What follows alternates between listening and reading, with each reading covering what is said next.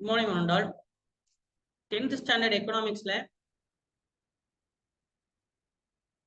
volume 2 last lesson industrial clusters. Industrial clusters அதாவது தொழிற்சாலை இல்ல தொழிற்கொத்துக்கள்னு சொல்றாங்க தமிழ்ல.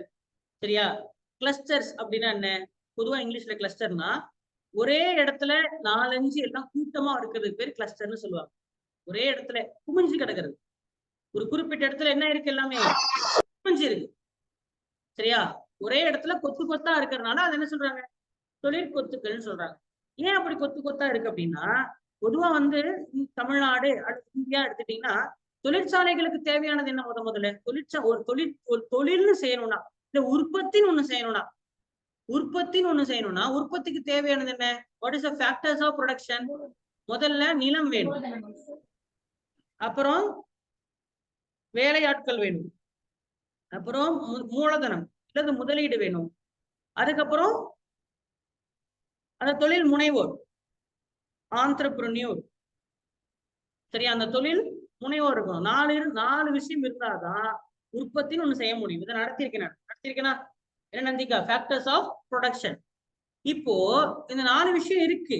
இருந்தாலும் தொழிற்சாலைகள் அப்படின்னு எடுத்துக்கிட்டோம்னா அங்க என்னென்ன தேவை அப்படின்னா கேட்டீங்கன்னா இந்த விஷயம் எல்லாம் எங்க அதிகமா கிடைக்கும்ன்ற ஒரு விஷயம் இருக்கு இல்லையா?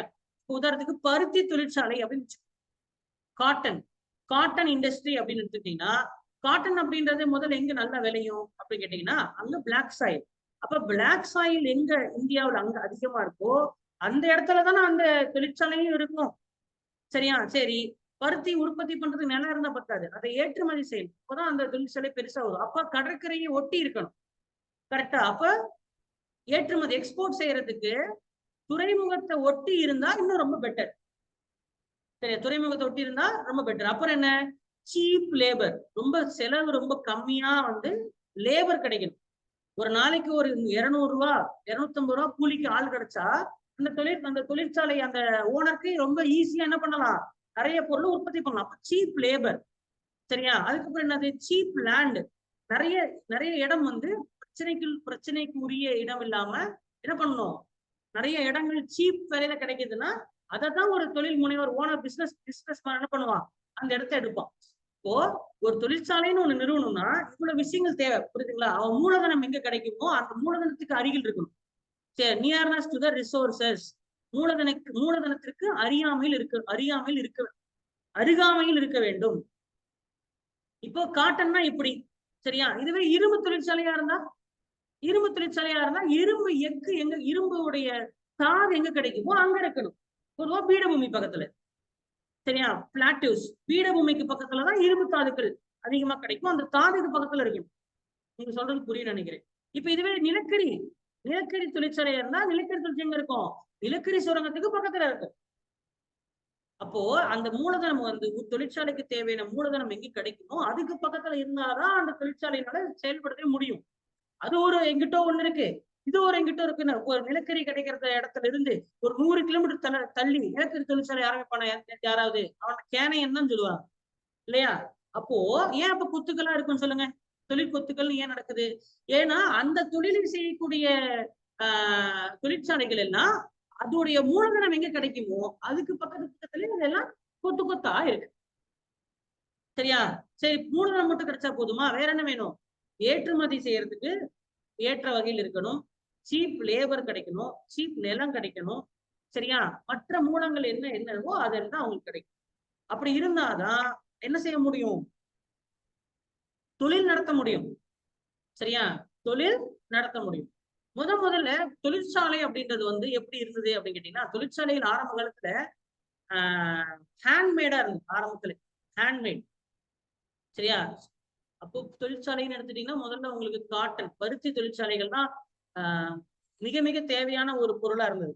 இந்திய அளவுல எல்லாருமே உடுத்தக்கூடியது துணி. இல்ல வேற ஏதாவது பொருள் நமக்கு எல்லாருமே தேவைப்படக்கூடிய பொருள் வேற இருக்கா? உணவு, சோறு, அது பிரச்சனை. அது அந்த இடத்துல அப்பப்ப செய்யணும். சரியா? அது ஒண்ணு பெரிய பெரிய தொழிற்சாலையே உருவாயில்லை. உணவு தொழிற்சாலை அப்படின்றதுனா அப்ப கிடையாது. நான் சொல்றது 200 வருஷத்துக்கு முன்னாடி, 200 years பிஃபோர். அதுவும் 1800கள் வச்சுக்கேன். 1800கள்ல எல்லாத்துக்கும் தொழிற்சாலை அப்படின்னு முதல்ல உருவானதுன்னா இதுதான் பருத்தி தான். வேற என்ன பொருள் அந்த காலத்துல அதிகமா தேவைப்பட்டிருக்கு சொல்லுங்க? நாட்டுல இரும்பு தேவைன்னு சொல்ல முடியுமா? எல்லார் வீட்லயும் இரும்பு தேவை சொல்ல முடியுமா? கிடையாது. பிளாஸ்டிக்ங்கிற ஒரு விஷயமே கிடையாது அப்போ, இல்லையா? பெட்ரோல் டீசல்லாம் 1900ங்கள தான் கண்டுபிடிக்கப்பட்டது. பெட்ரோல் டீசல் கண்டுபிடிச்சா 100 வருஷம் ஆகுது. வண்டி வாகனம் கிடையாது, மாட்டு வண்டி தான், இல்லையா? அப்போ பருத்தியை விட்டீங்கன்னா உங்களுக்கு வேற என்ன இருக்கு? பானை செய்யற தொழில், இல்லையா? பானை தொழில். அப்புறம் கொள்ளர் அதாவது என்ன? Smith, blacksmith, goldsmith, தங்க கொள்ளன், பொற்கொள்ளன், அப்புறம் என்னது இரும்பு கொள்ளன், அது மாதிரி இவங்க கொள்ளுப்பற்றைகள் தான் இருக்கும். வேற என்ன இருக்கு? வேற எதுவுமே கிடையாது. அப்போ வாஸ்ட் வைடா இருந்தது பருத்தி தான். அப்போ பருத்தியை வந்து கையில தான் செய்வாங்க. அந்த காந்தி தாத்தா உன கையில ஒரு சக்கரை வச்சு சுத்துவார் பாத்தீங்களா? பார்த்திருப்பீங்க எல்லாருமே. அதாவது ஹேண்ட்லூம், கைத்தறி தான் இருந்தது. வெள்ளக்காரன் வந்த உடனே என்ன பண்றான் அவன் வந்து 1800கள்ல முதன் முதலாக வந்து ஒரு மிகப்பெரிய ஒரு புரட்சியை உருவாக்கணும். அதுதான் தொழிற் புரட்சி என்று அழைப்பார்கள். தொழிற் புரட்சி, இண்டஸ்ட்ரியல் ரெவல்யூஷன். லண்டனில் என்ன உருவானது? தொழிற்புரட்சி உருவானது. சரியா? தொழிற்புரட்சி என்றால் என்ன? தொழிற்புரட்சி என்பது என்றால் தொழிற்சாலைகளுடைய தேவைகள் உருவானது. அதாவது மேனுஃபேக்சரிங், மிஷினை உற்பத்தியில மிஷினை கொண்டு வந்தாங்க. அப்ப ஹேண்ட்மேட் அப்படின்னா அது வந்து கையில செய்யறது. இது வந்து என்னது? மிஷின் மேடு, மிஷின் செய்யறது. சரியா? மிஷின் மேடுங்கிறத வேற எப்படி சொல்லலாம்? மேனுஃபேக்சரிங் சொல்லுவாங்க. மேனுஃபேக்சரிங் அப்படின்ற மாதிரி வந்து இப்ப பருத்தி லூம் சொல்லுவாங்களே, பவர் லூம், கையில செய்யறது மாதிரி மிஷின் வந்து என்னது? கைத்தறியை வந்து மிஷின் செய்ய ஆரம்பிச்சு. அப்ப ஃபாஸ்டா செய்ய முடிஞ்சது. சரியா? மிஷின் தேவைப்பட்டது. அதுதான் என்னது? முதலாக உருவான தொழிற்புரட்சி. சரியா? இது எங்க உருவானது அப்படின்னா லண்டன்ல, மான்செஸ்டர்ல உருவானது. சரியா? மான்செஸ்டர். சரியா? அதுவும் எந்த தொழிற்சாலையில? பருத்தி தொழிற்சாலையில உருவானது. மிஷினை எப்படி செஞ்சாங்க அப்படின்னா, மிஷின்கள் எதனால செய்யப்பட்டதுன்னா, ஒண்ணு கரண்ட்ல ஓடலாம், இல்லைன்னா வந்து இப்பதான் கரண்ட்ல ஓடுது. அப்போ கரண்ட்ங்கிறதே கண்டுபிடிக்கல. 1800கள்ல சொல்றேன். அப்ப என்ன கண்டுபிடிச்சாங்க அப்படின்னா, ஸ்டீம் நீராவியில ஓடக்கூடிய தொழிற்சாலைகள் தான் இருந்தது. டீ கடையில பாப்பீங்களா பாய்லர் அவ்வளவு பெருசு பாக்குறது வந்து நீராவிக்காக தான். அந்த காலத்துல நீராவி ரயில்லாம் இருந்தது. ட்ரெயின் பாத்தீங்களா? நீராவி ட்ரெயின் மேல பாத்தீங்கன்னா புகையா போயிட்டு இருக்கும். சரி, அந்த கூச்சிக்கு புக்குங்கிற ட்ரெயின்லாம் வந்து இப்ப எங்க கூச்சிக்கு புக்குனா ஓடுது ட்ரெயின், இல்லையா? இப்போ ஓடுற ட்ரெயின் அப்படி ஓடுது. அந்த அந்த அந்த புகையை விட்டுட்டு போன புகை வண்டி போல இருக்கக்கூடிய ட்ரெயின்ல என்னது? நீராவி இன்ஜின். சரியா? அப்போ ஆரம்பத்துல வந்தது நீராவி தான். சோ நீராவி அந்த நீராவி அடிப்பட்டு வச்சு மிஷினை தயாரிச்சு பொருட்கள் என்ன பண்ணாங்க? மிஷின்ல செஞ்சு உலகம் ஃபுல்லா ஏற்றுமதி செஞ்சுதான் அந்த கிழக்கிந்திய கம்பெனி. அது முதல்ல நடந்ததுனாலதான் மான்செஸ்டர் நிறைய தொழிற்சாலைகள் வர ஆரம்பிச்சிருச்சு. ஆஹா அப்படின்னு அந்த மிஷினை நானும் வாங்குறேன்ட்டு என்ன பண்ணா? பொருளை வாங்கி தெரியும். அதனாலதான் மான்செஸ்டர் அப்படின்னா துணி அப்படின்னு பொருள் வந்தது. சரியா? இதுதான் முதல் தொழில் புரட்சி. இதே மாதிரி அடுத்து அதுல இருந்து வந்து பாத்தீங்கன்னா இப்பெல்லாம் கையில செய்யறதுங்கிறது ஒரு பெரிய விஷயமே இல்லை. யாரும் கையில செய்யறது இல்லை. எல்லாமே என்னதான்? மிஷின் தான் உருவாக்கு. அப்ப தொழிற்புரட்சி தான் மிக மிக மனித வரலாற்றில் நடந்த மிக முக்கியமான ஒரு புரட்சி, தொழிற்புரட்சி. தொழிற்புரட்சினா என்ன? மிஷின் மேடு, ஹேண்ட் மேடுக்கு பதிலா மிஷின் மேடு. சரியா? அது போல எத்தனை தொழிற்புரட்சிகள் நடந்துள்ளன? இதுவரைக்கும் 4 தொழிற்புரட்சிகள் நடந்துள்ளன.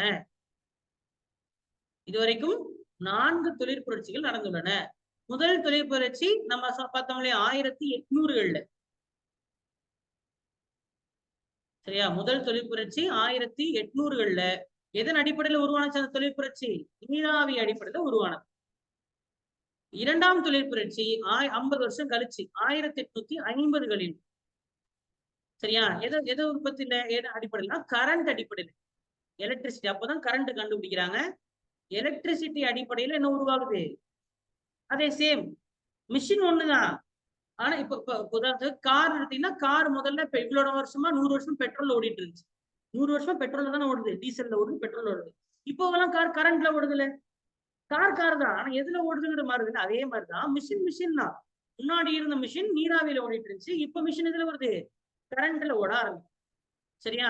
அதுதான் இரண்டாம் தொழில் புரட்சி, செகண்ட் இண்டஸ்ட்ரியல் ரெவல்யூஷன், இரண்டாம் தொழில் புரட்சி. சரியா?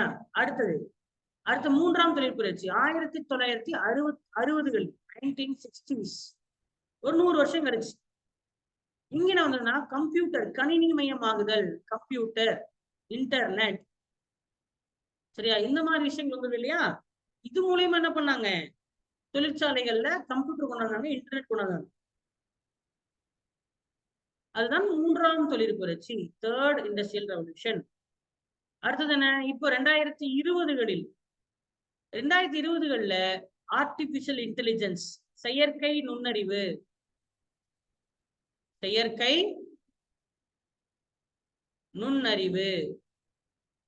நுண்ணறிவு, இன்டர்நெட் ஆஃப் திங்ஸ்,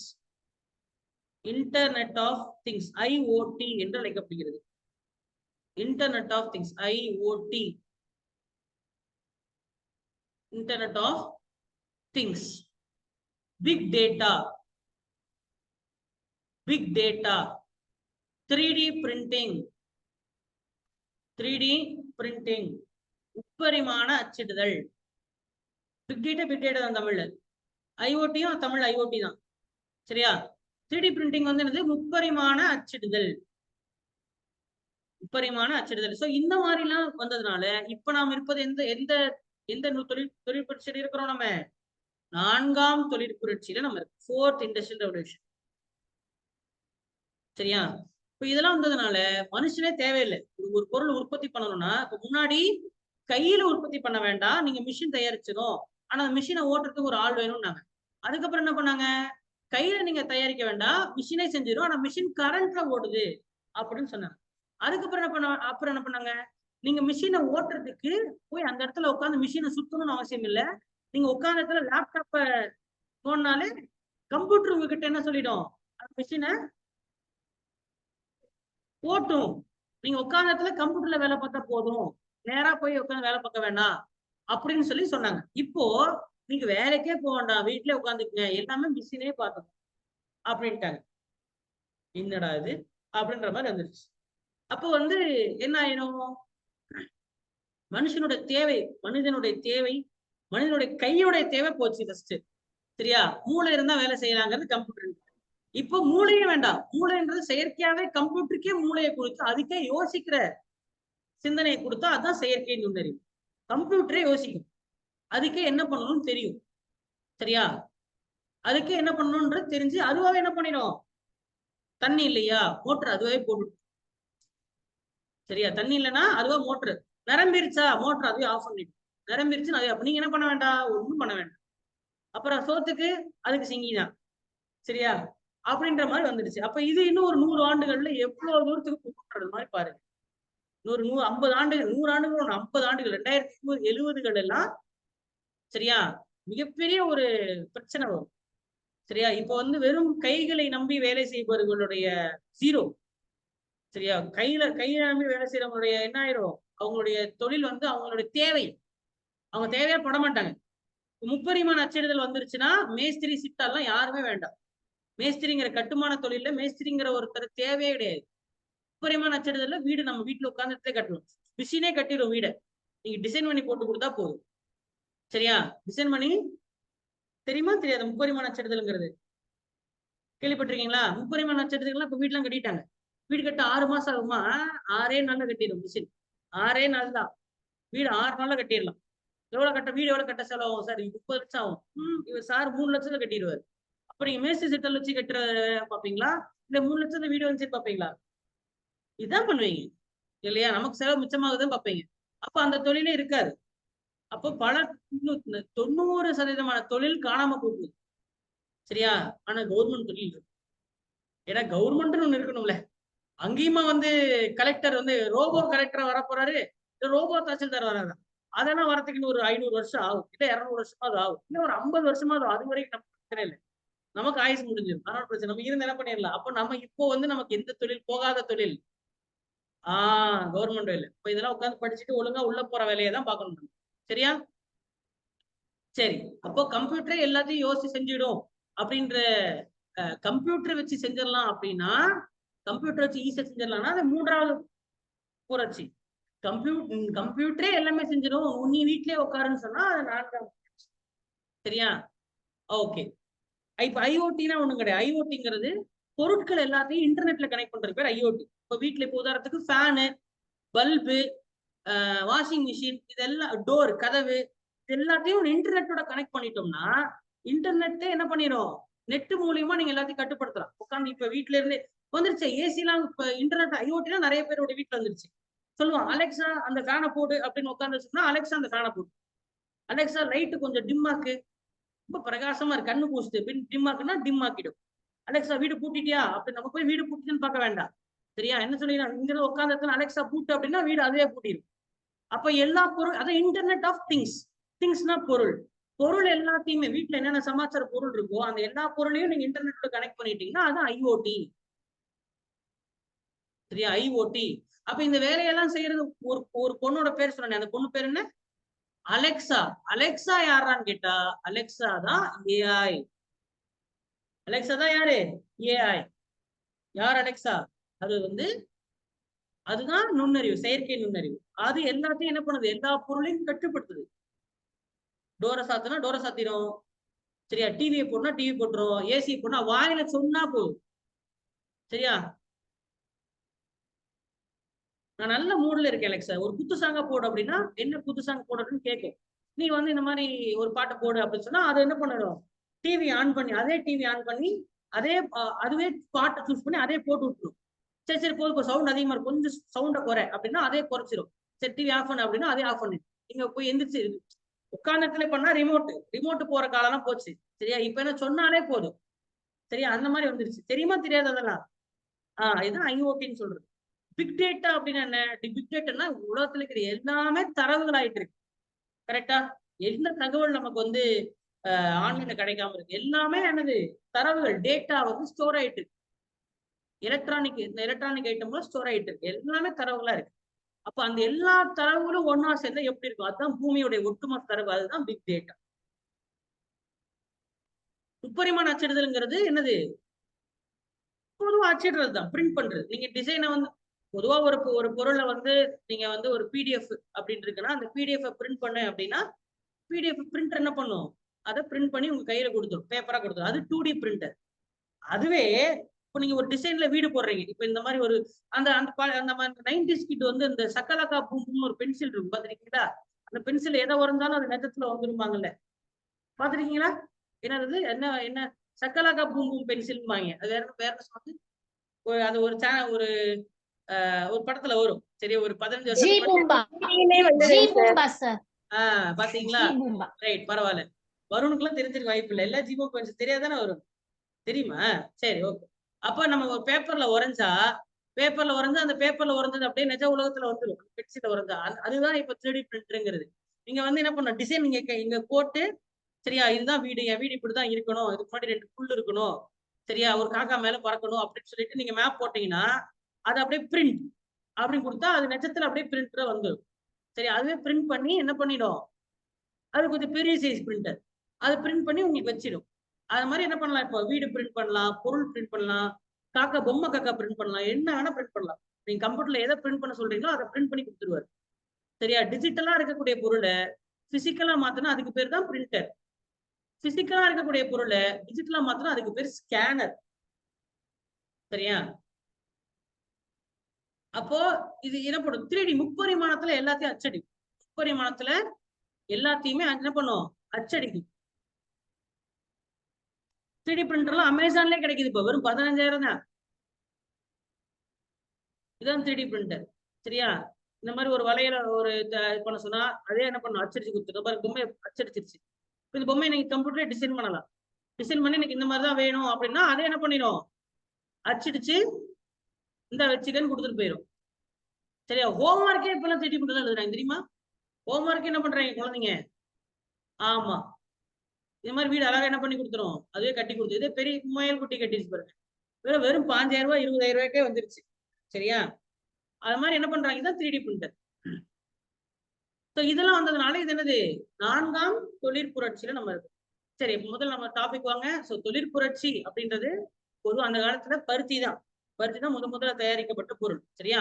அதுக்கப்புறம் ஒவ்வொரு தேவைகள் உருவாக ஒவ்வொரு தொழிற்சாலைகள் உருவானது.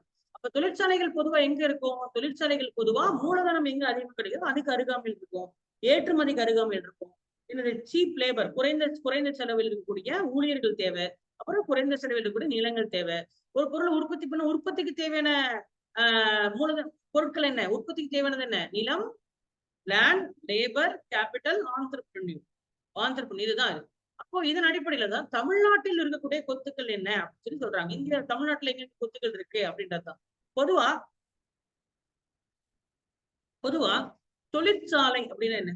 தொழிற்சாலை அப்படின்றதுக்குடைய அடிப்படை வார்த்தை என்ன? தொழிற்சாலை என்பது என்னன்னா, ஒரு பொருளையோ ஒரு சேவையோ உற்பத்தி செய்யக்கூடிய இடத்தின் பெயர் தொழிற்சாலை. தொழிற்சாலை என்பது என்ன? ஒரு பொருள், நான் முன்னாடியே சொல்லிட்டேன், இது பொருளாதாரத்துல ரெண்டே விஷயம் தான், ஒண்ணு பொருள், இன்னொன்னு சேவை. தொழிற்சாலை பொருளாதாரத்துல என்னது, எதையாவது நீங்க ஒரு மனுஷன்ட்ட வாங்கணும்னா ஒரு பொருளா வாங்குவீங்க, இல்லைன்னா சேவையா வாங்குவீங்க. சேவை, குட் ஆர் சர்வீஸ். அப்ப அந்த கூடையும் சர்வீஸையும் உற்பத்தி செய்யக்கூடியதுதான் இண்டஸ்ட்ரி. அப்ப சினிமாங்கிற ஒரு தொழிற்சாலையா இல்லையா? சினிமா எப்படி சொல்றீங்க?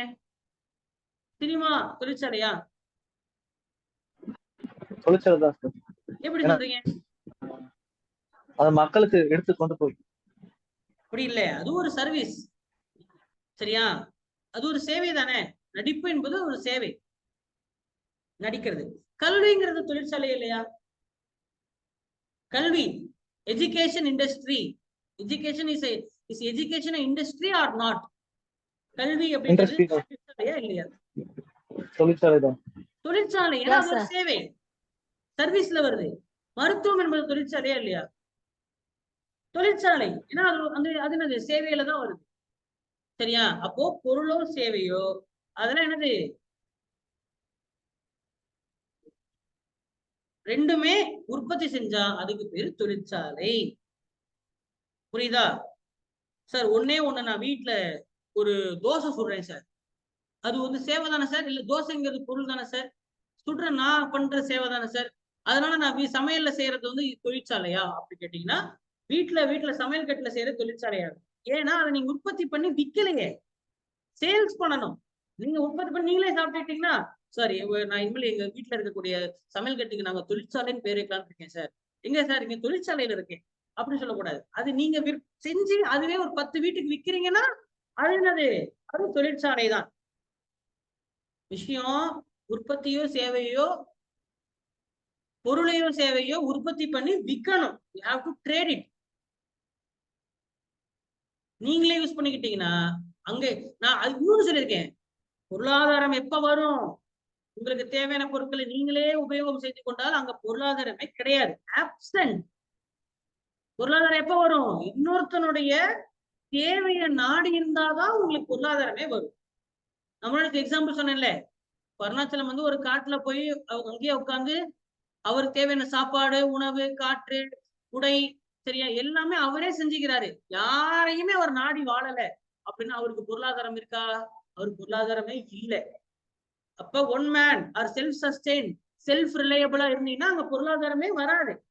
இன்னொருத்தனை நாடி இருக்கும் போதுதான் பொருளாதாரமே. எதுக்காக நாடி இருக்கீங்க? ஒருவன் இன்னொருவனை நாடி இருக்கான். எதுக்காக? ஒண்ணு பொருளுக்காகவோ அல்லது சேவைக்காகவோ. சரியா? அந்த பொருளுடைய விலை எப்படி நிர்ணயம் ஆகுது? அந்த பொருளுடைய விலை எப்படி நிர்ணயம் ஆகுது? Demand and supply. ஒண்ணு தேவை அல்லது பூர்த்தி, அதை வச்சுதான் அந்த பொருளுடைய விலை நிர்ணயம் ஆகுது. சரியா? ரொம்ப சிம்பிள். அவ்வளவுதானே பொருளாதாரம். சரி,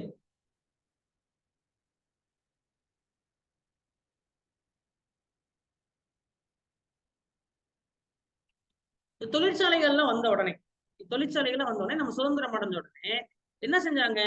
இந்த தொழிற்சாலைகள் எல்லாத்தையும் நான் முன்னாடியே சொன்னேன், நம்மளுடைய இந்தியாவுடைய பொருளாதாரம் 1950 இருந்து 47 ஓகேவா, சுதந்திரம் அடைஞ்சது வச்சு 47 இருந்து 1991 வரைக்கும் ஒரு மாதிரி இருந்தாங்க. என்ன மாதிரியான பொருளாதாரம்? மூடிய பொருளாதாரம். 91ல இருந்து இப்போ வரைக்கும் சரியா இப்ப இருக்கக்கூடிய பொருளாதாரம் என்னது? திறந்த பொருளாதாரம் அல்லது புதிய பொருளாதாரம், நியூ எக்கனாமி அப்படின்னு சொன்னாங்க. என்ன சார் மாறி இருக்கு? என்ன சார்னா ஆரம்ப காலகட்டத்துல வந்து முழுக்க முழுக்க ஒரு கம்யூனிஸ்ட் மாதிரி சோசியலிஸ்ட் எக்கனாமியா இருந்துச்சு. சரியா?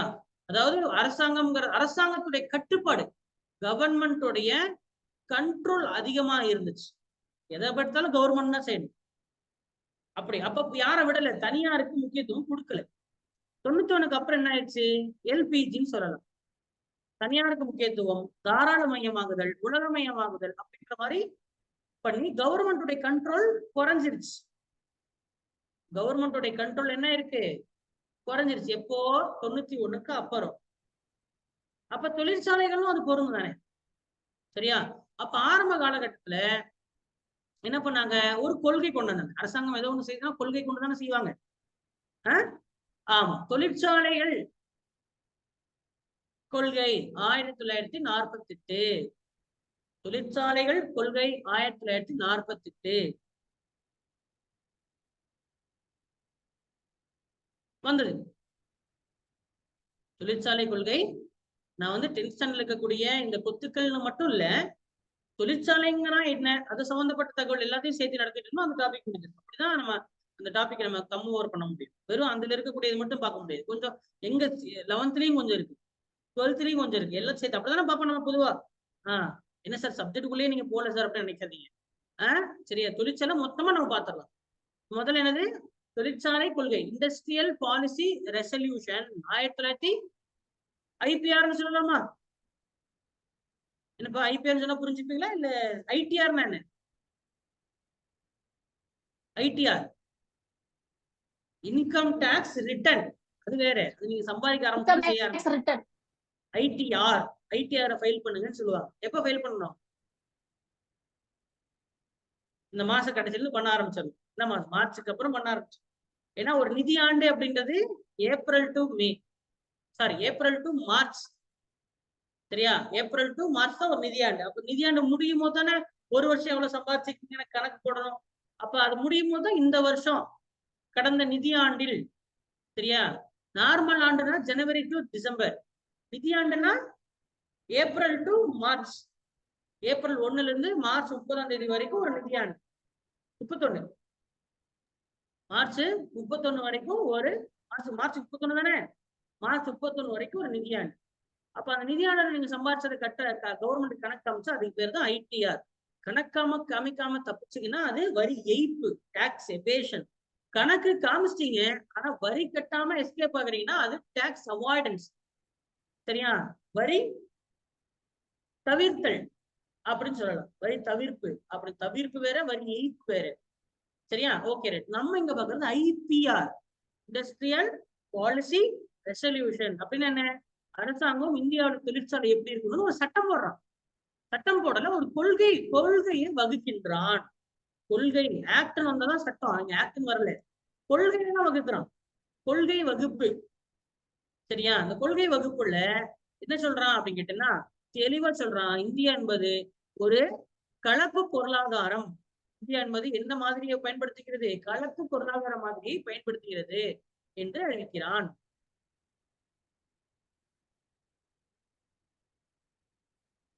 இந்தியா என்பது ஒரு கலப்பு பொருளாதார மாதிரி என்று அறிவிக்கிறான். மறுபடியும் அடுத்து வருது என்னது? Industrial policy resolution 1956. ஐபிஆர் 1956 வருது. இப்ப எத்தனாவது? இது ரெண்டாவது. ரெண்டாவது கொள்கை எப்ப வருது? 1956 வருது. 1956. இது என்ன சொல்றாங்க? இந்த தொழிற்சாலைகள் கொள்கை 1956 பாத்தீங்கன்னா நிறைய விஷயங்களை சொல்லுது. சரியா? முக்கியமா அரசாங்கத்துறையை, அரசுத்துறை, பப்ளிக் செக்டர், பொதுத்துறை, அரசாங்கத்துறை பொதுத்துறை ரெண்டு ஒண்ணுதான். சரியா? பொதுத்துறை நிறுவனங்களை அதிகப்படியாக வளர்க்க வேண்டும். சரியா? Increase public sector. பொதுத்துறை நிறுவனம் என்றால் என்ன? எந்த துறையை அரசாங்கம் நிர்வகிக்கிறதோ அதன் பெயர் பொதுத்துறை. இப்ப பிஎஸ்என்எல் அப்படின்றது பொதுத்துறை. இபி ஆஃப் அப்படின்றது பொதுத்துறை. பப்ளிக் செக்டர் கவர்மெண்ட் தானே கண்ட்ரோல் பண்ணுது. சரியா? அப்ப அதுவே தனியார், பிரைவேட், கவர்மெண்ட் கட்டுப்படுத்தலைன்னா அது என்னது, பிரைவேட் செக்டர். அப்போ 1956 என்ன சொல்றாங்க, 1956 கொள்கையில பப்ளிக் செக்டாருக்கு நிறைய முக்கியத்துவம் கொடுக்குறாங்க. சரியா? அண்ட் தொழிற்சாலைனா எப்படி இருக்கணும், அது எந்த தொழிற்சாலைக்கு பர்மிஷன் கிடைக்கும் அப்படின்ற நிறைய விஷயங்களை சொல்றதுனாலயே இதற்கு பேரு, இந்த இந்த இந்த கொள்கைக்கு பேர் என்ன தெரியுங்களா? அந்த கொள்கைக்கு பேரு எக்கனாமிக் கான்ஸ்டிடியூஷன் ஆஃப் இந்தியா, இந்தியாவின் பொருளாதார அரசியலமைப்பு என்ற பேர் கிடைக்குது. இந்தியாவின் பொருளாதார அரசியலமைப்பு என்று அழைக்கப்படக்கூடிய சட்டம் எது, கொள்கை எது? தொழிற்சாலை கொள்கை 1956. தொழிற்கொள்கை இண்டஸ்ட்ரியல் பாலிசி ரெசல்யூஷன் 1956. சரியா?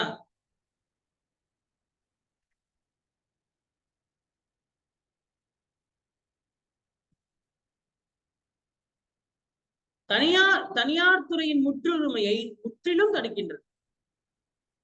தனியார் துறையின் முற்றுரிமை, பிரைவேட் மோனோபாலிஸை முற்றிலும் தடுக்கின்றது.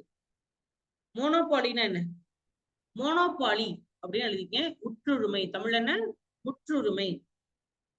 மோனோபாலி அப்படின்னு கேட்டீங்கன்னா அப்படின்னு என்னன்னா, இப்போ ஒரு துறையில ஒரு ஏதாவது ஒரு துறை எடுத்துக்கலாமே. என்ன துறை எடுத்துக்கலாம்? Super market. சரியா? சூப்பர் மார்க்கெட்டுங்கிறது ஒரு துறை. என்ன இருக்கு, எல்லாத்தையும் வித்தா சூப்பர் மார்க்கெட். சரி, கரெக்ட் தானே? எல்லா பொருளையும் அங்க போனா கிடைக்கும் அப்படின்றது சூப்பர் மார்க்கெட். அப்ப இந்த மாதிரி சூப்பர் மார்க்கெட் ஊர்ல நிறைய இருக்குன்னு. சரியா? வீதிக்கு 4 இருக்கு அப்படின்னா இந்த ஊரு 4, இப்ப நாமக்கல்ல பார்த்தீங்கன்னா ஒவ்வொரு ரோட்லயும் ஒரு சூப்பர் மார்க்கெட் இருக்கு. சரியா? ஒவ்வொரு ரோட்லயும் ஒரு சூப்பர் மார்க்கெட் இருக்கு. அப்படி இருந்ததுன்னா அப்ப சூப்பர் மார்க்கெட்ல பாத்தீங்கன்னா நிறைய தனியார் துறைகள் இருக்கு. தனியார் சூப்பர் மார்க்கெட். இவன் ஒரு ஓனர் நடத்தா, அந்த ரோட்ல ஒரு ஓனர் நடத்தான். சரியா? ஆனா என்ன பண்றான், இப்ப ஒரே ஒரு ஓனர் பரமத்தி ரோட்ல இருக்கக்கூடிய ஒரே ஒரு சூப்பர் மார்க்கெட் என்ன பண்றான், எல்லா பொருளையும் தம் நாமக்கல்ல விற்கிற பொருளை விட 5 ரூபாய் கம்மி பண்ணி கொடுக்கும். இப்போ உதாரணத்துக்கு சர்க்கரை எல்லா கடையிலயும் 45 ரூபாய் அப்படின்னா இவங்கிட்ட 40 ரூபா தான். சரியா? அரிசி எல்லா கடையிலயுமே 60 ரூபானா இவங்கிட்ட 55 ரூபா தான். சரியா? அதே மாதிரி காய்கறி நீங்க உழவர் சந்தைக்கே போய் வாங்குறது காய்கறி விட இங்க தக்காளி உங்களுக்கு கிலோ 10 ரூபாய்.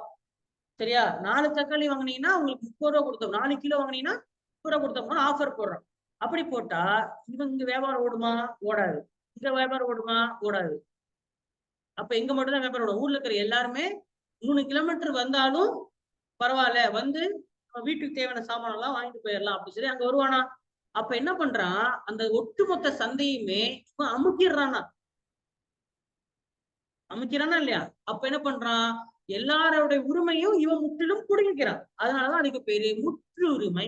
சொல்லுங்க, முற்றுரிமை. இங்கிலீஷ்ல என்ன? மோனோனா ஒருத்தன். எல்லாத்திட்ட இருந்து அந்த ஒருத்தன் அந்த எல்லாத்தையும் பிடிக்கிட்டானா மோனோபாலி. உங்களுக்கு தெரிஞ்ச மோனோபாலி சொல்லுங்க வைப்போம். ஜியோ சொல்லலாமா? ஜியோ ஒரு மோனோபாலி பண்ணிட்டான். ஜியோ என்ன பண்ணிட்டான், எல்லாத்தையும் மற்றவர்களை வேலையை விட்டு தூக்கிட்டான். மற்ற தொழிற்சாலைகளை ஐடியா மூடிருச்சு, வோடஃபோன் மூடிருச்சு இல்லையா? அதுக்கு நிறைய கம்பெனி எல்லாத்தையும் முட்டை. பாரதி ஏர்டெல் மட்டும் என்ன இருக்கு, அவனுக்கு டஃப் கொடுத்துட்டு இருக்கான். இவங்க 2 பேர் மட்டும் தான் என்ன பண்றாங்க, இப்போ மோனோபாலியா இருக்கு. அந்த மாதிரி இப்போ அந்த மாதிரி ஜியோ பண்ணான்ல, ஜியோ பண்ணதுக்கு அரசாங்கம் ஏதாவது தப்பு சொல்லிருக்கணும், சொல்லிருக்க கூடாது? நியாயமா சொல்லுங்க, இது சரியா தப்பா? தப்பா சரியா சொல்லுங்க. நியாயமா சொன்னா சொல்லிருக்கணும். நியாயமா சொன்னா சொல்லிருக்கணும். நியாயமா மற்றவனுடைய புலப்பல மண்ணலி போறது. ஆக்சுவலா சொல்லப்படாது. சரியா? எல்லாரும் பிடிக்கணும், ஊர்ல இருக்கிற எல்லாரும் பிடிக்கணும்னு நினைச்சா அவன் மோனோபாலி இல்லை. நான் மட்டும்தான் பிடிக்கணும், மத்தவனை போகணும்னா அவன் மோனோபாலி. சரியா? முற்றுரிமை. இந்த மாதிரி எழுதிட்டீங்கல்ல வாக்கியமா, வாக்கியம் புரிஞ்ச மாதிரி எழுதிடணும். உங்களுக்கு என்ன புரியுதோ முற்றுரிமைன்றத அப்படி எழுதுங்க. கவனிச்சுட்டு அப்படியே எழுதாம போனீங்கன்னா நாளைக்கு கேட்டீங்கன்னா மறந்துடுவீங்க. சார் மோனோபாலிங்க கேள்விப்பட்ட பேர் மாதிரி தான் இருக்கு, அது என்ன பாலி அப்படி என்கிட்ட கேட்க கூடாது. சரியா? தெளிவா நீங்க சொல்ல தெரியும். ஒரு துறையிலையோ இல்ல ஒரு ஊர்லயோ அடுத்தவன் போலப்ப மண்ணலி போட்டா அவன் பேர் மோனோபாலி. சிம்பிள். அது தப்பா சரியான்னு கேட்டீங்கன்னா தப்பு கிடையாது, சரின்னு கிடையாது. அது எந்த இடத்துல நம்ம இருக்கோங்கிறத பொறுத்து மாறும். சரியா? இப்போ ஒரு கேபிட்டலிஸ்டிக் கண்ட்ரி, ஒரு முதலாளித்துவ நாடுல தப்பு இல்லை. அவன் புத்திசாலித்தனமா அவன் தொழில் நடத்துறான். தொழில் அவன் நடத்தக்கூடாதுன்னு சொல்றதுக்கு நம்ம யாரு? தொழில் அவன் நடத்தக்கூடாதுன்னு சொல்றதுக்கு நமக்கு எந்த உரிமையும் கிடையாது. ஆனா அரசாங்கத்துக்கு தட்டி கேட்கிற உரிமை இருக்கு. அப்ப என்ன பண்ணுச்சு? ஆனா இப்போ தட்டி கேட்காது. இப்போ வந்து தட்டி கேட்குதா? கிடையாது. ஏன்னா இப்ப நம்ம தாராளமயமாகுதல் அப்படின்ற கான்செப்ட்ல இருக்கு. எவன் வேணா எப்படி வேணா என்ன பண்ணலாம்? வியாபாரம் நடத்தலாம். முடிஞ்சா நீ விலை குறைச்சிட்டு போ. அரசாங்கம் என்ன சொல்லுவாங்க? பக்கத்து கடை நீ 35 ரூபாய்க்கு சக்கரை கூட அவன் மட்டும் தான் சார் ஐயா அவன் அவ்வளவு கம்மியா கொடுக்க லாபமே இல்லை. அப்ப நீங்க பண்ணு. திறமை என்ன பண்ணில இழுத்து மூடிட்டு போன்னு சொல்லிடுவோம். ஏன்னா தாராளமயம். லிபரல். ஏதாவது தப்பு தண்டானா கேட்காது அரசாங்கம். லிபரல்னா அதான். லிபரல்னா என்ன? தாராளமா இப்ப மார்க் தள்ளி போடுது. இப்ப தப்பு பண்ணிட்டா சரி இன்னைக்கு ஹோம்ஒர்க் பண்ணிட்டேன் நாளைக்கு பண்ணிட்டு வாங்க அப்படின்னு தாராளமா இருக்கேன். அதானே இப்ப எல்பிஜி எல்லுன்னா என்ன? தாராளமயமாகுதல், தனியார் மயமாகுதல், உலகமயம். தாராளமயம்னா என்ன? தாராளமயம். ஏதாவது ஒரு தனியார் துறைய எந்த கட்டுப்பாடின்றி அப்படியே அவுத்து விட்டாச்சு. என்ன வேணா பண்ணிக்கப்பா. அப்பதான் தாராளமயம். ஆனா இப்போ அப்படி இல்லை. 1956 தனியார் துறையிலேயே என்ன இருக்கக்கூடாதான் முற்றுரிமை இருக்கக்கூடாதுன்னு சொல்லி தடையை விதிச்சிருக்கிறான். தடை விதிச்சிருக்கான். சரியா? சோ இது ரொம்ப ரொம்ப ரொம்ப முக்கியமான ஒரு சட்டம். அதனாலதான் இது என்னது இன்னும் நிறைய இருக்கு. ஆனா அது அவ்வளவு தேவையில்லை. மொத்தம் எந்த வருஷம் வந்துச்சு கூட தெரிஞ்சுக்க. அதனால இந்த சட்டத்தை என்ன சொல்லுவாங்க? பொருளாதார அரசியலமைப்பு என்றே சொல்லுவாங்க. பொருளாதாரத்தின் வந்த முதல் தெளிவான சட்டம் இதுதான் 1956 சட்டம். சரியா? அடுத்தது பாத்தீங்கன்னா 1980 மறுபடியும் ஒரு சட்டம் வருது. Industrial policy resolution IPR. Industrial தொழில் கொள்கை சட்டம் 1980.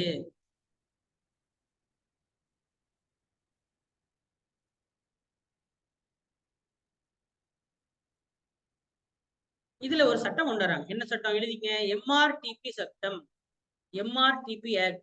Monopolies and restrictive trade practices act.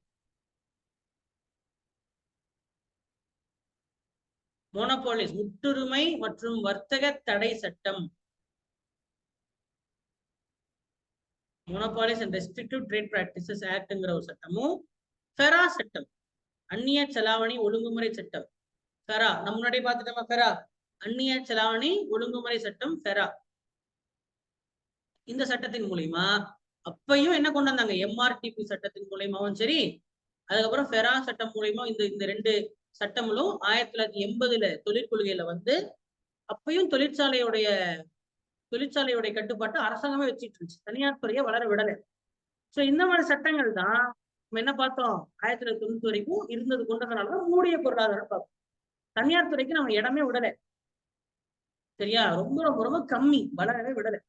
ஆனா 91 என்ன பிரச்சனை இருந்துச்சுன்னு உங்களுக்கு தெரியும். என்ன பிரச்சனை இருந்துச்சு? அந்நிய செலாவணி கம்மியாச்சு. அப்புறம் அது கடன் யார்கிட்ட கேட்டோம்? உலக நிதி பண நிதியம் கடன் கேட்டோம். 6 மாசத்துக்கு தான் இருப்பு இருந்தது.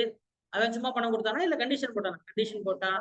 மன்மோகன் சிங் என்னவா இருந்தாரு? அப்போ நிதி அமைச்சரா இருந்தாரு, பினான்ஸ் மினிஸ்டரா இருந்தாரு.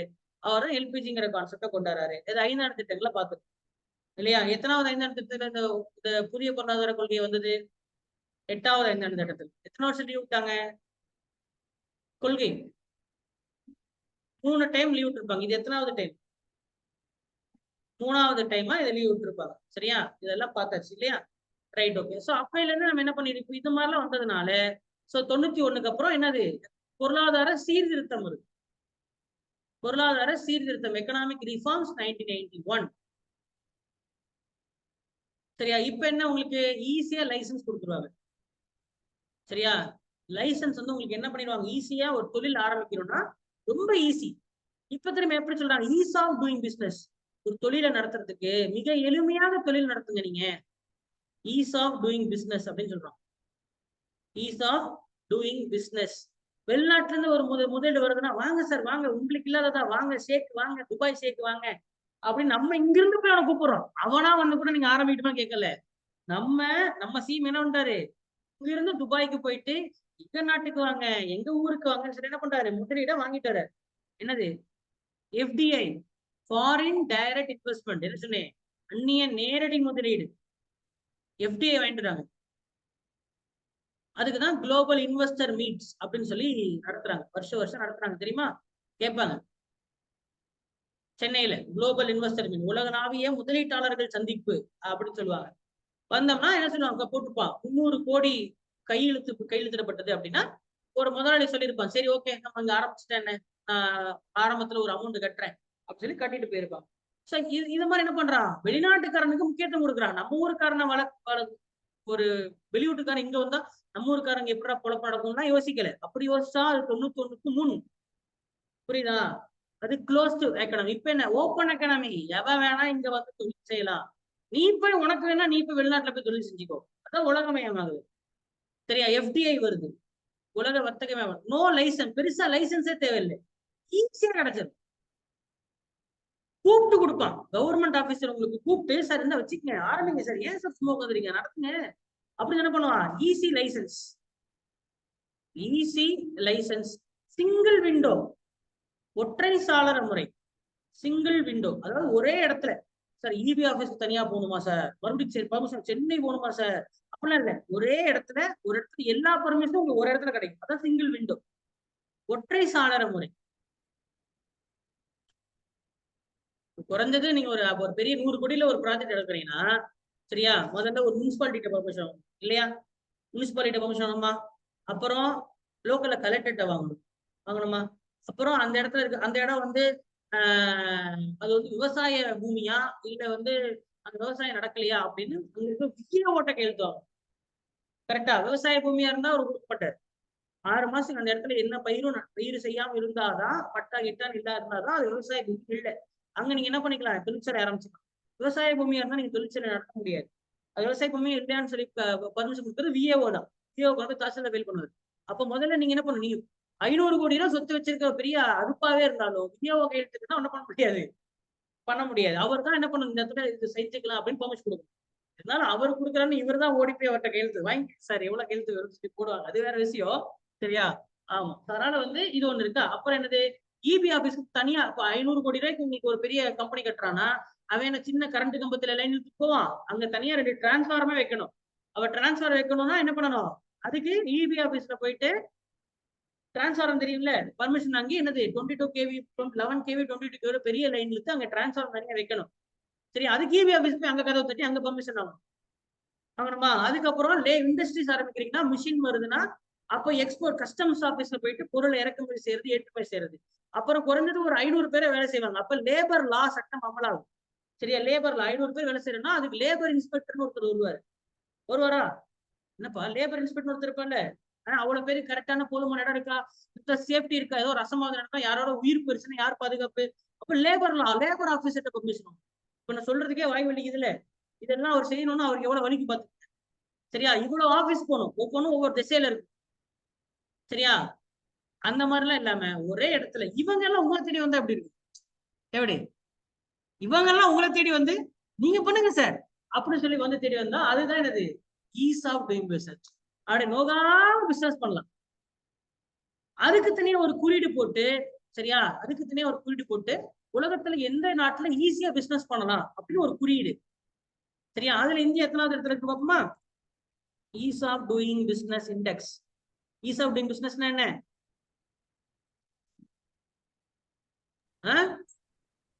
எளிமையா வியாபாரம் செய்யணும், எளிமையா தொழில் செய்யலாம், எளிமையாக தொழில் செய்வோம். சரியா? இதுல நல்ல லைட் கிரீன் கலர் இருக்கிறது எல்லா நாட்டிலையுமே நீங்க எளிமையா தொழில் செய்யலாம். டார்க் கிரீன்ல இருக்கிறது எல்லா நாட்டிலையுமே என்ன பண்ணலாம், எளிமையா தொழில் செய்ய முடியாது. சரியா? அந்த மாதிரி என்ன பண்ணிருக்கான், ஒரு தொழில் ஆரம்பிக்கிறதுல பர்மிஷன் வாங்குறது, டாக்ஸ் கட்டுறது. சரியா? சப்போஸ் ஏதாவது நட்டமாயி போச்சுன்னா அது இழுத்து மூடுறதுல இருந்து இருக்கு. இந்த இதுல விஜய் மல்லையா யாரு கிங்ஃபிஷரை வந்து நம்ம துரத்தணும்ல நட்டமாச்சுன்னு, அவனை ரொம்ப துன்புறுத்தி அவனை ஜெயிலுக்கு எல்லாம் போட்டோம்னா இதுல ரேங்க் போயிடும். யோசிச்சிருப்பீங்களே, ஒருத்தர் ஏமாத்திட்டு போயிட்டான், நம்மள கிங்ஃபிஷர்கார ஏமாத்திட்டு போயிட்டான், அவனை பிடிக்க முடியுதா, அது உங்களுக்கு துப்பு இருக்கா? நான் ஒரு 500 ரூபாய் கொடுக்காம ஏமாத்திட்டேன், என்ன போய் கேக்குறீங்களே சார், போய் அவனை கேளுங்க சார், அவன் 5000 கோடி ஏமாத்துன்னு சொல்லுவீங்க. ஆனா அவனை பிடிச்சா இதுல ரேங்க்ல நம்ம இந்தியா கீழே போயிடும். உங்களுக்கு புரியுதா? ஏன் புரியுது யோசிச்சிருக்கீங்களா? எத்தனை படத்துல டைலாக் வந்துருக்கும், யாரோ கோடிக்கணக்கில் ஏமாத்திட்டு போறாங்க, அவங்களெல்லாம் விட்டுறீங்க, என்ன ஏன் சார் குடிக்கிறீங்கன்னு கேட்பீங்களே டைலாக். ஆனா யோசிச்சிருக்கீங்களா என்னைக்காவது? அப்ப நாம என்ன சொல்லிடுவோம், அரசாங்கத்தை தீய அரசாங்கம் அப்படின்றோம். இல்ல, ரேங்க்ல கம்மியா போயிருவீங்க. சரியா? அப்போ இதுல பாத்தீங்கன்னா இதுக்கு இந்த மாதிரிலாம் ரேங்க் இருக்கு. இதான் நீங்க படிக்கும் போது தான் தெரியும், சாமானியனுக்கு என்ன தெரியும். சரி, இப்ப நீங்க கூட முன்னாடி நினைச்சிட்டு அரசாங்கம் ஏன் மதுபானம் நடத்துது, வருமானத்துக்காக நினைச்சிட்டு இருக்கீங்க. அப்படிதானே? அதுவும் இல்லைன்னு சொல்ல மாட்டேன். ஆனா இதுதான் கரெக்டான பதில். ஆல்கஹால் லெவல் கரெக்டா இருக்கணும். ஆல்கஹால் லெவல் கரெக்டா இருக்கணும் அப்படின்றீங்களா? இப்படி சொல்லக்கூடாது. சரியா? என்னன்னா மக்களை உற்பத்தி செய்யறதுன்னு நம்ம தடுக்கிறோம். சரியா? மக்கள் தானாக வந்து அவர்களே வீட்டில் உற்பத்தி செய்யறது நம்ம தடுக்கிறோம். சரியா? Okay. So India is ranked என்ன? 63வது இடத்துல இருக்கு. எத்தனாவது இடத்துல இருக்கு? 63வது இடத்துல இருக்கு. எந்த வருஷத்தின் படி? 2019 படி. வருஷம் முக்கியங்கண்ணா. குறியீடு படிக்கும் போது என்ன முக்கியம்? வருஷம் முக்கியம். எத்தனை நாடுகள்ல? 190 நாடுகள்ல 63வது இடத்துல நம்ம இருக்கோம். வளர்ந்திருக்கோமா குறைஞ்சிருக்கோமான்னு கேட்டீங்கன்னா வளர்ந்துருக்கும். 2018ல 77வது இடத்துல இருந்திருக்கோம். சரியா? ஒவ்வொரு வருஷமும் என்ன ஆயிட்டு இருக்கு? நம்ம ரேங்க் ஃபர்ஸ்ட்ல வந்துட்டு ஒண்ணுதான் பெருசு. கடைசி எத்தனாவது ரேங்க்? 190வது ரேங்க். இப்ப இந்த குறியீடுல நம்ம வளர்ந்து கொண்டே இருக்கணும். சரியா? இந்த குறியீடு யாரு வழங்குறா? யாரு இந்த குறியீடு ஒருத்தர் நடத்துவான்ல, அதுவும் எக்ஸாம்ல கேட்பாங்க. குறியீடு நடத்துறது யாரு? உலக வங்கி. உலக வங்கி தான் என்ன பண்ணுது? இந்த குறியீட நடத்துது.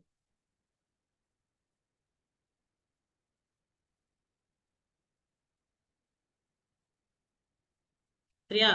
உலக வங்கி தான் இந்த குறியீட நடத்துது. சுருக்கமா இடிபின்னு சொல்றாங்க. Ease of doing business. EDB. அப்போ இந்த தொழிற்சாலைகள்லாம் இந்தியாவில இருக்குன்னா அதெல்லாம் ஒரு அமைச்சத்துக்கு கீழே வரணும்ல. எல்லாம் இந்தியாவில எல்லாமே ஒரு அமைச்சத்துக்கு கீழே கட்டுப்பாடு இருக்கும். விவசாயத்துறை அமைச்சர். சரியா? அதுவே வந்து கல்விக்கும் தனி அமைச்சகம் இருக்கு. Ministry of education. அப்படியே இருக்கா இல்லையா?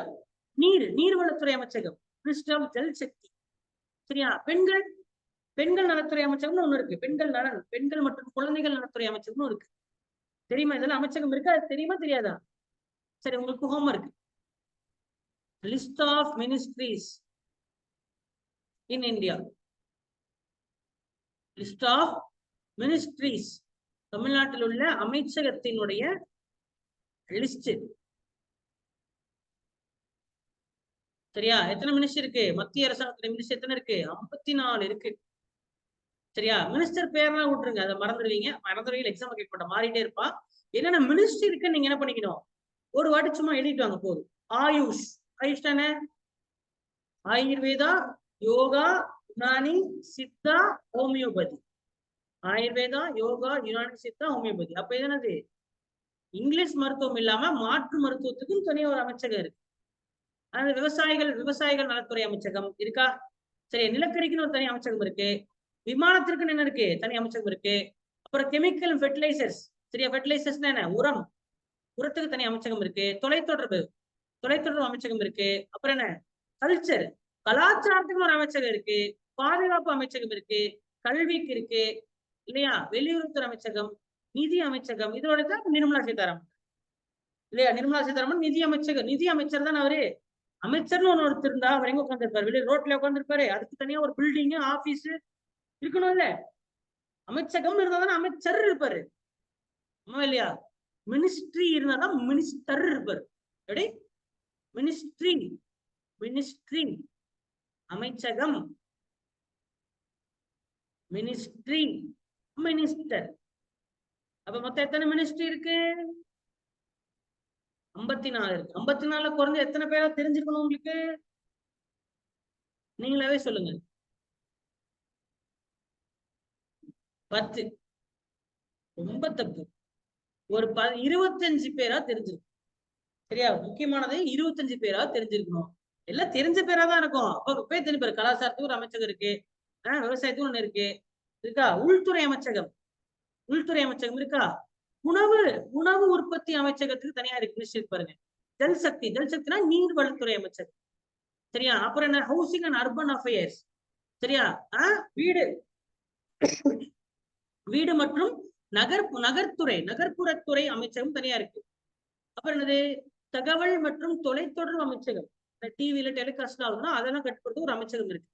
அப்புறம் மைன்ஸ் தானே? சுரங்கத்துக்குன்னு தனி அமைச்சகம் இருக்குங்க. அப்புறம் என்ன? மைனாரிட்டி அஃபேர்ஸ்னா யாரு? சிறுபான்மை நலத்துறை அமைச்சகம். அப்புறம் பஞ்சாயத்துக்கும் தனி அமைச்சகம் இருக்கு. அப்புறம் என்ன? தகவல்கள் துறை நலத்துறை அமைச்சகம். அப்புறம் பெட்ரோல் மற்றும் இயற்கை எரிவாயுக்கும் ஒரு அமைச்சகம் இருக்கு. சரியா? பவர், பவர்னா இது என்ன பவர்? பவர் சோப்பா? Current, electricity. மின் வளத்துறை, மின் வளத்துறை, மின் பவர்னா பவர்னு சொல்றது கரண்ட். மின் வளத்துறை, கரண்ட்டை தயாரிக்கிறது, உற்பத்தி செஞ்சு அதை பகிர்மானம் செய்வது, அதெல்லாம் என்னது? தமிழ்நாட்டுல இருந்தா அது டிஎன்இபி, இந்தியாவுக்கே இருந்தா அதான் மினிஸ்ட்ரி ஆஃப் பவர். சரியா? அப்புறம் ரயில்வே, இவ்வளவு பெருசு இருக்காது, அதெல்லாம் கட்டுப்படுத்த ஒரு அமைச்சகம் வேண்டாமா? ரயில்வே. ரூரல் டெவலப்மெண்ட் என்னது? கிராம வளர்ச்சி நலத்துறை அமைச்சகம். சமூக நீதி மற்றும் அதிகாரமளித்தல் நலத்துறை அமைச்சகம். ஸ்டீல், எஃகு அமைச்சகம். டெக்ஸ்டைல்ஸ் என்னது? நெசவு தொழில் அமைச்சகம். டூரிசம், சுற்றுலாத்துறை அமைச்சகம். அப்புறம் ட்ரைபல் அஃபேர்ஸ், பழங்குடியினர் நலத்துறை அமைச்சகம். என்ன இது ஞாபகம்? ஒரு 25 ஞாபகம் செய்ய மாட்டீங்க? பண்ணிக்கலாம்ல, என்ன கஷ்டமா? அதை எழுதிக்குவாங்க. சரியா? அதுக்கு முக்கியமானதுக்கெல்லாம் என்ன பண்ணணும்? அந்த நபர்களுடைய பேரும் தெரிஞ்சிச்சு. சரியா? அப்போ முக்கியமானதுக்கு வந்து பண்ணணும், அந்த நபர்களுடைய பேர் தெரிஞ்சிச்சுக்கணும். தமிழ்ல போட்டாலும் கிடைக்குமாங்க சார்? தமிழ்ல போட்டாலும் கிடைக்கும் தானே? ஒன்றும் பிரச்சனை இல்லை. கூகுள்ல போறீங்க, கூகுள்ல போயிட்டு இப்போ வந்து டிரான்ஸ்லேட் கொடுத்தீங்க, மேலே டிரான்ஸ்லேட் ஆப்ஷன் இருக்கும். டிரான்ஸ்லேட் கொடுத்தா அப்படியே தமிழ்ல மாறிடும். அப்படியே என்ன மாறிடும்? அப்படியே தமிழ்ல மாறிடும். இன் தமிழ்னு போட்டாலும் வரும். சரியா? கூகுள் ஆனந்தா இருக்க பயமே. ஓகேவா? சரி, இதுல வந்து முக்கியமா இப்ப நீர்வளத்துறை அமைச்சக பேர் என்ன? கஜேந்திர சிங் ஷெகாவத். முக்கியமானது இரும்புத்துறை அமைச்சகத்துக்கு யாருன்னா நமக்கு தேவையில்லை. கல்வி, இந்த மாதிரி கல்வி, சுகாதாரம், பெண்கள் நலத்துறை அமைச்சகம். சரியா? வெளியுறவுத்துறை அமைச்சகம், நிதி, இந்த மாதிரி ஒரு 5-6 டாபிக் உங்களுக்கே தெரியும் எது முக்கியம்னு. புரியுதா? அந்த அந்த அது அதோடைய பேர், தலைவர் பேர் மட்டும் தெரிஞ்சிச்சு. ஓகேவா? சரி, இப்போ நமக்கு தேவையானது இதுல வராரு. நமக்கு இப்ப என்ன படிச்சுட்டு இருக்கோம்? எங்க இருக்கோம்? தொழிற்சாலை. தொழிற்சாலையில யார் இருக்கா? Ministry of commerce and industry. சரியா? Industry, ministry of commerce and industry. அப்ப ஒரு இந்தியாவில தொழிற்சாலைன்னு ஒண்ணு வருதுன்னா அதுக்கு தனியா ஒரு அமைச்சகம் இருக்கு. அது என்ன துறை அமைச்சகம்? Ministry of commerce and industry. வணிகம் மற்றும் தொழிற்சாலை அமைச்சகம். மின், சுருக்கமா மின்னு மாத்தம் தான் அது மினிஸ்ட்ரி நடத்தும்.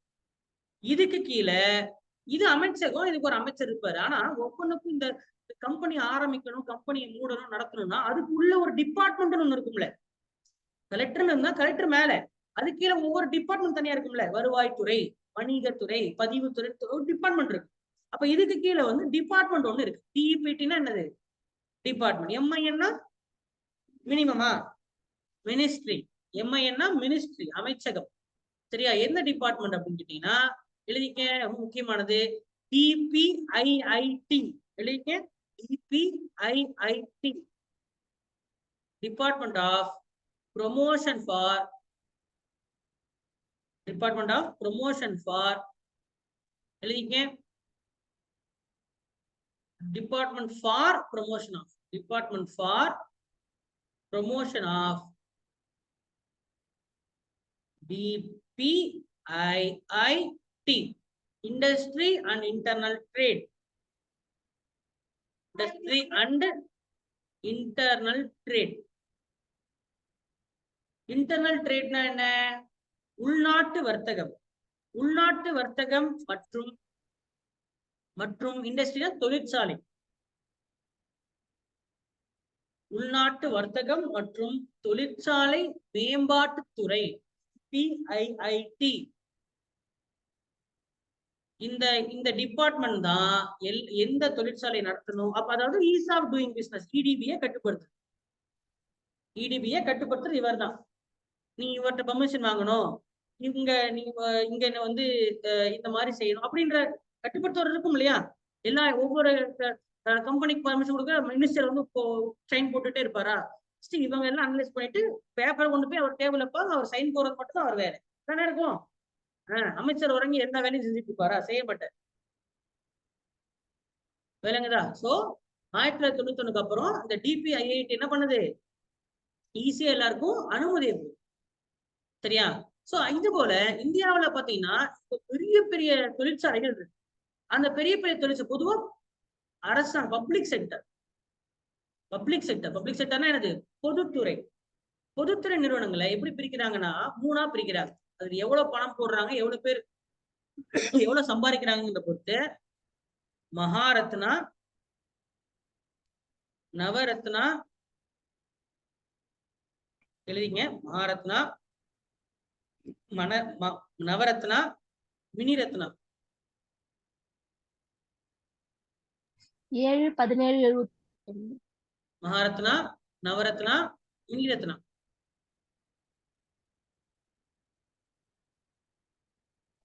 ரெண்டாயிரத்தி 19 படி 10 மகாரத்னாவும் 14 நவரத்னாவும் 74 மினிரத்னாவும் இருக்கு.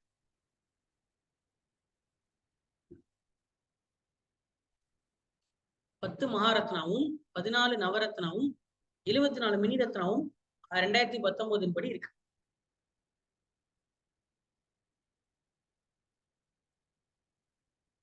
சரியா? 10 மகாரத்னாவுடைய பேரும் ஞாபகம். சரியா? ஃபர்ஸ்ட் சுருக்கம் எழுதிங்க, அப்புறம் விரிவாக்கம் எழுதிங்க. சுருக்கம் மட்டும் இப்ப எழுதுங்க.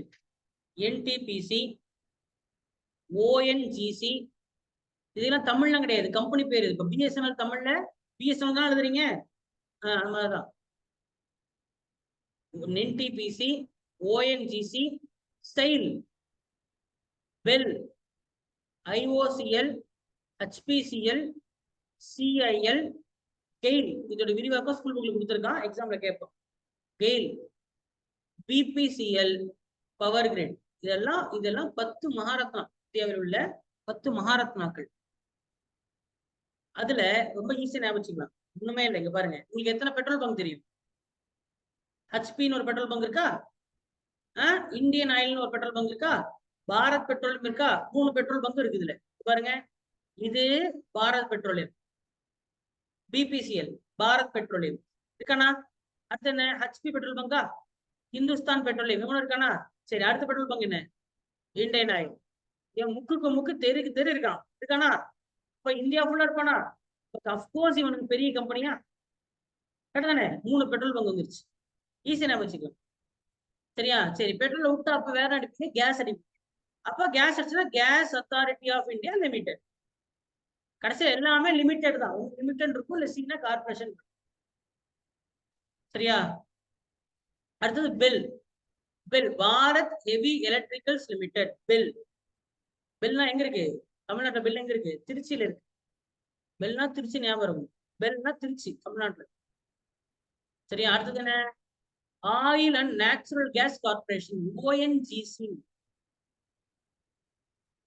சரியா? ஓஎன்ஜிசி. என்டிபிசி என்ன? நேஷனல் தெர்மல் பார்னா நிலக்கரியிலிருந்து கரண்ட் தயாரிக்கிறவங்க இவங்க தான், என்டிபிசி தான். சரியா? அனல் மின் நிலையம் இல்ல, நிலக்கரியிலிருந்து கரண்ட் தயாரிக்கிறது. தெர்மல்னாலே தெர்மல் பவர்னா நிலக்கரியிலிருந்து கரண்ட் தயாரிச்சா தெர்மல் பவர். சரியா? அப்போ அனல் மின் நிலையங்களை கட்டுப்படுத்துறது என்டிபிசி. சரியா? அதை விட்டா பொதுவா என்னங்க சக்தி அப்படின்னு என்ன சொல்லுவாங்க? என்ன பெரிய இருக்கல பெரிய தொழிற்சாலைகள் என்ன? ஒண்ணு பெட்ரோலு, நிலக்கரி, இயற்கை எரிவாயு, கரண்ட், எல்லாமே இருக்கு பாருங்க இதுலயே. முக்கியமான இதுதான். இது மூலியமா தான் ஒரு நாடே நடக்குது. நாட்டுடைய பொருளாதாரத்தை முடிவு பண்றது யாரு தான்? பெட்ரோல், இயற்கை எரிவாயு, natural gas, current, power. Current இல்லாம இருக்க முடியுமா? பெட்ரோல் இல்லாம இருக்க முடியுமா? முடியாது. நிலக்கரி இருந்தாதான் கரண்ட் கிடைக்கும், அதனால நிலக்கரி. என்டிபிசி நிலக்கரி. சரி, இதெல்லாம் இருந்தாலும் அதுக்கு உபகரணங்கள் வேணுமா? பெல், எலக்ட்ரிக்கல் பார்ட் வேணும்ல, சுவிட்சு, வயரு, ஃபேன், இதெல்லாம் இருக்குல்ல, எலக்ட்ரிக்கல் பாகங்கள். எலக்ட்ரிக்கல் பாகங்களை தயாரிக்கிறதா யாரு? பெல். இது எல்லாமே பிரைவேட் கம்பெனி, கரெக்ட் தானே? நோ, இதெல்லாம் கவர்மெண்ட் கம்பெனி. அதுவும் என்னது? பொதுத்துறை நிறுவனங்கள், கவர்மெண்ட் நடத்துற கம்பெனி. இந்த மாதிரி கம்பெனில நீங்க இன்ஜினியரிங் படிச்சா வேலைக்கு போகலாம். ஆனா அதுக்கு கேட் பாஸ் பண்ணிருக்கணும். இன்ஜினியரிங் முடிச்சுட்டு கேட் எக்ஸாம் பாஸ் பண்ணிருந்தீங்கன்னா இந்த மாதிரி கம்பெனில வேலைக்கு போகலாம். சரியா? கேட் எக்ஸாம் பாஸ் பண்ணாதான் என்ன பண்ண முடியும், இதுல போக முடியும். ஏன்னா அப்ப அதுவும் கவர்மெண்ட் ஜாப் தான். ஆனா சொல்ல முடியாது, இந்த கம்பெனிய நம்மளுடைய இந்தியா வித்தாலும் வித்துருவாங்க. சரியா? வித்துட்டா நீங்க அப்புறம் கவர்மெண்ட் ஜாப் கிடையாது, பிரைவேட் ஜாபா மாறி. ஓகேவா? எனக்கு என்ன புரியுதா? அப்ப ஏன் இதை மகாரத்னான்னு சொல்றேன்னா, இது ரொம்ப பெருசு. அதாவது வருஷத்துக்கு ஒரு 50,000 கோடி சம்பாதிப்பான். சும்மா அப்படியே அசால்ட்டா சம்பாதிப்பான். 50,000 கோடி அப்படிமா. ஒரு 5,000 கோடி அப்படின்ற மாதிரி இருந்தா நான் என்னது நவரத்னா, 500 கோடினா மினி ரத்னா. அவ்வளவுதான். புரிஞ்சா? பேர்ல இருக்குல்ல, மகா பெருசு, மினி சின்னது. மகா பெருசு, மினி சின்னது. ஓகே, சரி. அப்போ இந்தியாவுல மொத்தம் முக்கியமான துறை எடுத்துட்டோம்னா, இப்ப நம்ம சொல்லிட்டோம், என்னென்ன சொன்னோம், ஆல்ரெடி சொல்லிட்டோமே. சொல்லுங்க, என்னென்ன முக்கியமான துறை? கரண்ட், அதாவது எலக்ட்ரிசிட்டி இல்லையா? அப்புறம் நிலக்கரி, பெட்ரோலு, இயற்கை எரிவாயு. ஆமா, 4 முக்கியமானது பார்த்தோமா?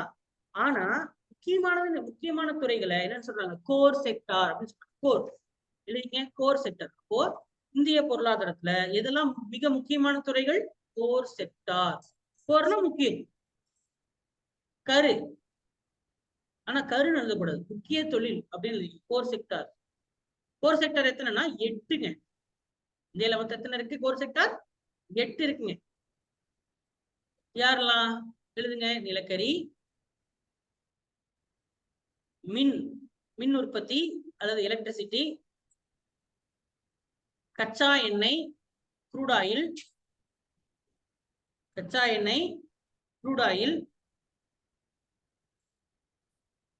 சிமெண்ட். சிமெண்ட் முக்கியம் தானங்க. சிமெண்ட் எல்லாம் வீடு கட்ட முடியுமா? நீங்க சிமெண்ட்ல வீடு கட்ட முடியுமாங்க? முடியாது. சிமெண்ட். அப்புறம் என்ன? இயற்கை எரிவாயு. அப்புறம் என்ன? எஃகு, ஸ்டீல். டம்ளரே நம்ம ஸ்டீல்ல யூஸ் பண்றோம் இல்ல? டம்ளரே என்னது? Stainless steel. கத்தி ஸ்டெயின்லெஸ் ஸ்டீல். எல்லாமே ஸ்டீல் தான், எஃகு தான். அப்புறம் என்ன? எண்ணெய் சுத்திகரிப்பு நிலையங்கள், உற்பத்தி எண்ணெய் சுத்திகரிப்பு பொருட்கள்,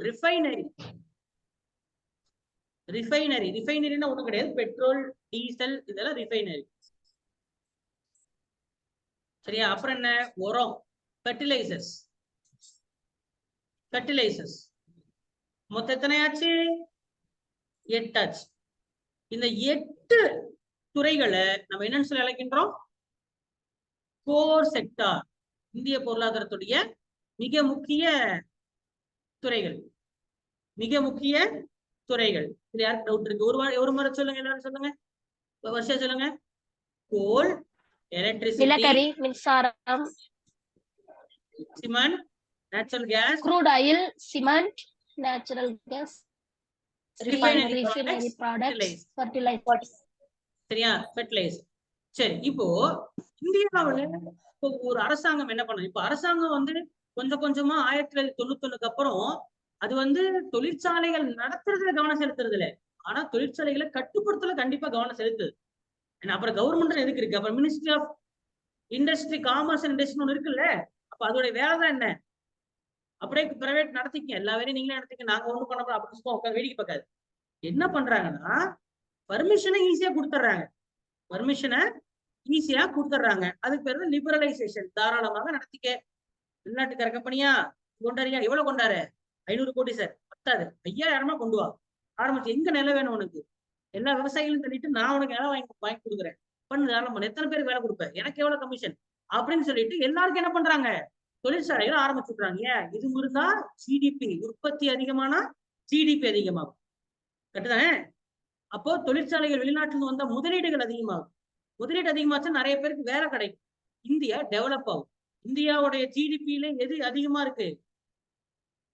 இண்டஸ்ட்ரீஸ் அண்ட் சர்வீஸ் தான் அதிகமா இருக்கு. கரெக்டா? விவசாயம் எவ்வளவுதான் இருக்கு? வெறும் 15% தான் விவசாயம் இருக்கு. சரியா? ஜிடிபி உடைய பங்கு பார்த்தோம்ல நம்ம.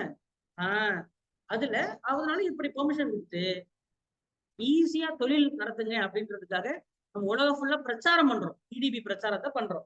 ஸ்டாலின் ஐயாவும் பண்றாரு.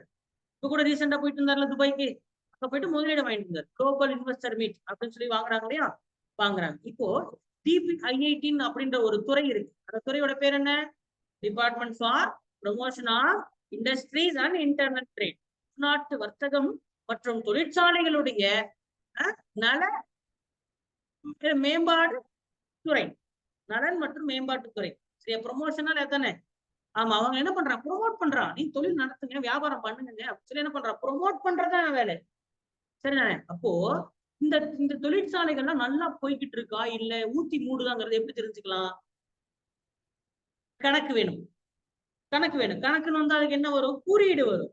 அப்ப இதுக்கு ஒரு குறியீடு வச்சிருக்காங்க. இண்டெக்ஸ் ஆஃப், எழுதிங்க, index of industrial production, IIP.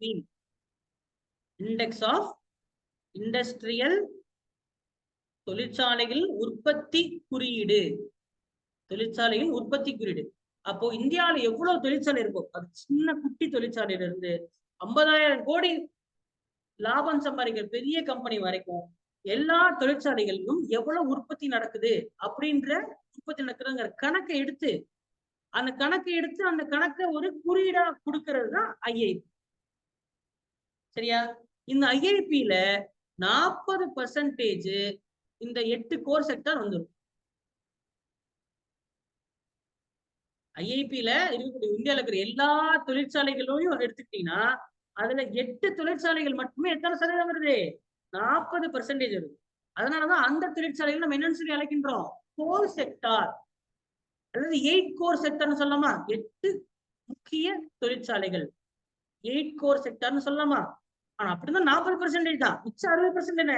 மிச்சம் 60% என்ன? எனக்கு பிளாஸ்டிக் எல்லாம் இருக்குல்ல, பிளாஸ்டிக் உற்பத்தி பண்றது தொழிற்சாலை தான். லேப்டாப், இப்ப எலக்ட்ரிக்கல் சாமான் எல்லாம் வரவே இல்லை பாருங்க. 8 எலக்ட்ரிக்கல் சாமான் வந்துச்சா? அப்ப அதுக்குன்னு ஃபேனு, மிக்சி, கிரைண்டர் எல்லாம் இல்லையா? டிவி இல்லையா? ஃப்ரிட்ஜ் இல்லையா? வாஷிங் மிஷின், இதுவும் தொழிற்சாலைகள் தானே? ஆமாவா இல்லையா? அப்ப அது வருது. இன்னும் எத்தனை பொருட்கள் இருக்கு? இன்னும் அந்த 8 துறையில வராத மற்ற பொருட்கள் இருக்கு இல்லையா? அப்ப அந்த தொழிற்சாலைகள் என்னுடைய எல்லா உற்பத்தியும் கணக்கு பண்ணா இதுல வரும். எது குறியீட்டுல வரும்? IIP-ங்கிற குறியீட்டுல வரும். மறந்துடாதீங்கம்மா. IIP-னா என்ன? இந்தியாவுல இப்ப GDP-னா என்ன? GDP-ங்கிறது இந்தியாவில இருக்கிற எல்லா உற்பத்தியும் கணக்கு பண்ணீங்கன்னா கிராஸ் டொமஸ்டிக் ப்ராடக்ட். அது நம்ம நாட்டுடைய வருமானத்தை கணக்கிடுவதற்கு பயன்படுகிறது. சரியா? அதுல தேய்மானத்தை குறைச்சிங்கன்னா அது என்ன மாறிடும்?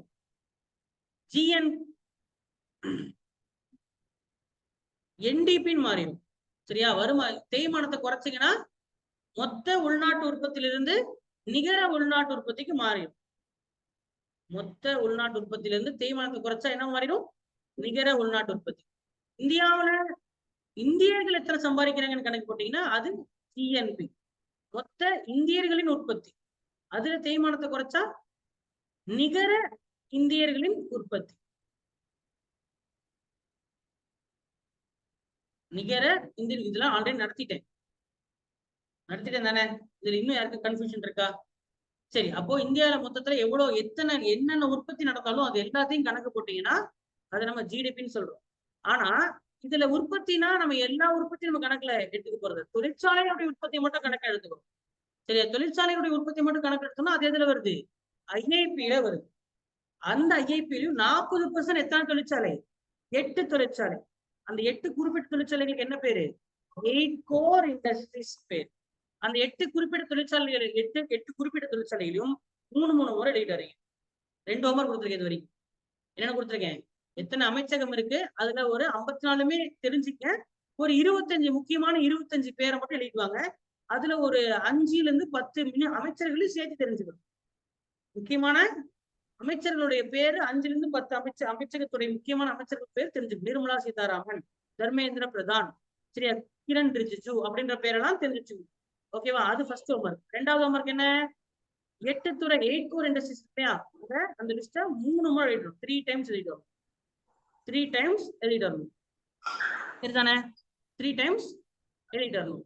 சரி, இப்போ இந்த GDP அப்படின்ற கணக்கை யார் எடுக்கிறான்னு சொன்னேன்? GDP, GNP, NNP, NDP, இதெல்லாம் இந்த கணக்கெல்லாம் இந்தியாவில் CSO, சென்டர் ஸ்டாட்டிஸ்டிக்கல் ஆபீஸ், மத்திய புள்ளியியல் அலுவலகம்.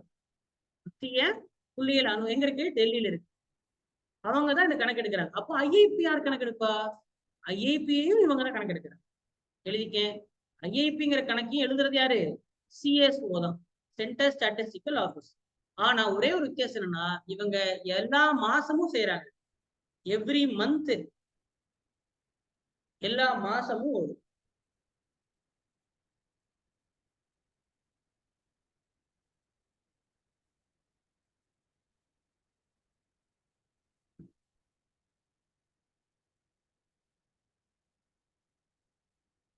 இந்த 8 துறையிலும் யார் ரொம்ப அதிகம் அப்படின்னு கேட்டீங்கன்னா, அதுவும் எக்ஸாம்ல கேட்டிருக்கான். 8 துறைகளையுமே யார் ரொம்ப அதிகம்னா பாருங்க, 28 புள்ளிகளுடன் 28 புள்ளிகளுடன் பெட்ரோலியம் மற்றும் சுத்திகரிப்பு பொருட்கள், பெட்ரோலியம் அண்ட் ரிஃபைனரி ப்ரொடக்ஷன் தான் 28 புள்ளிகள்.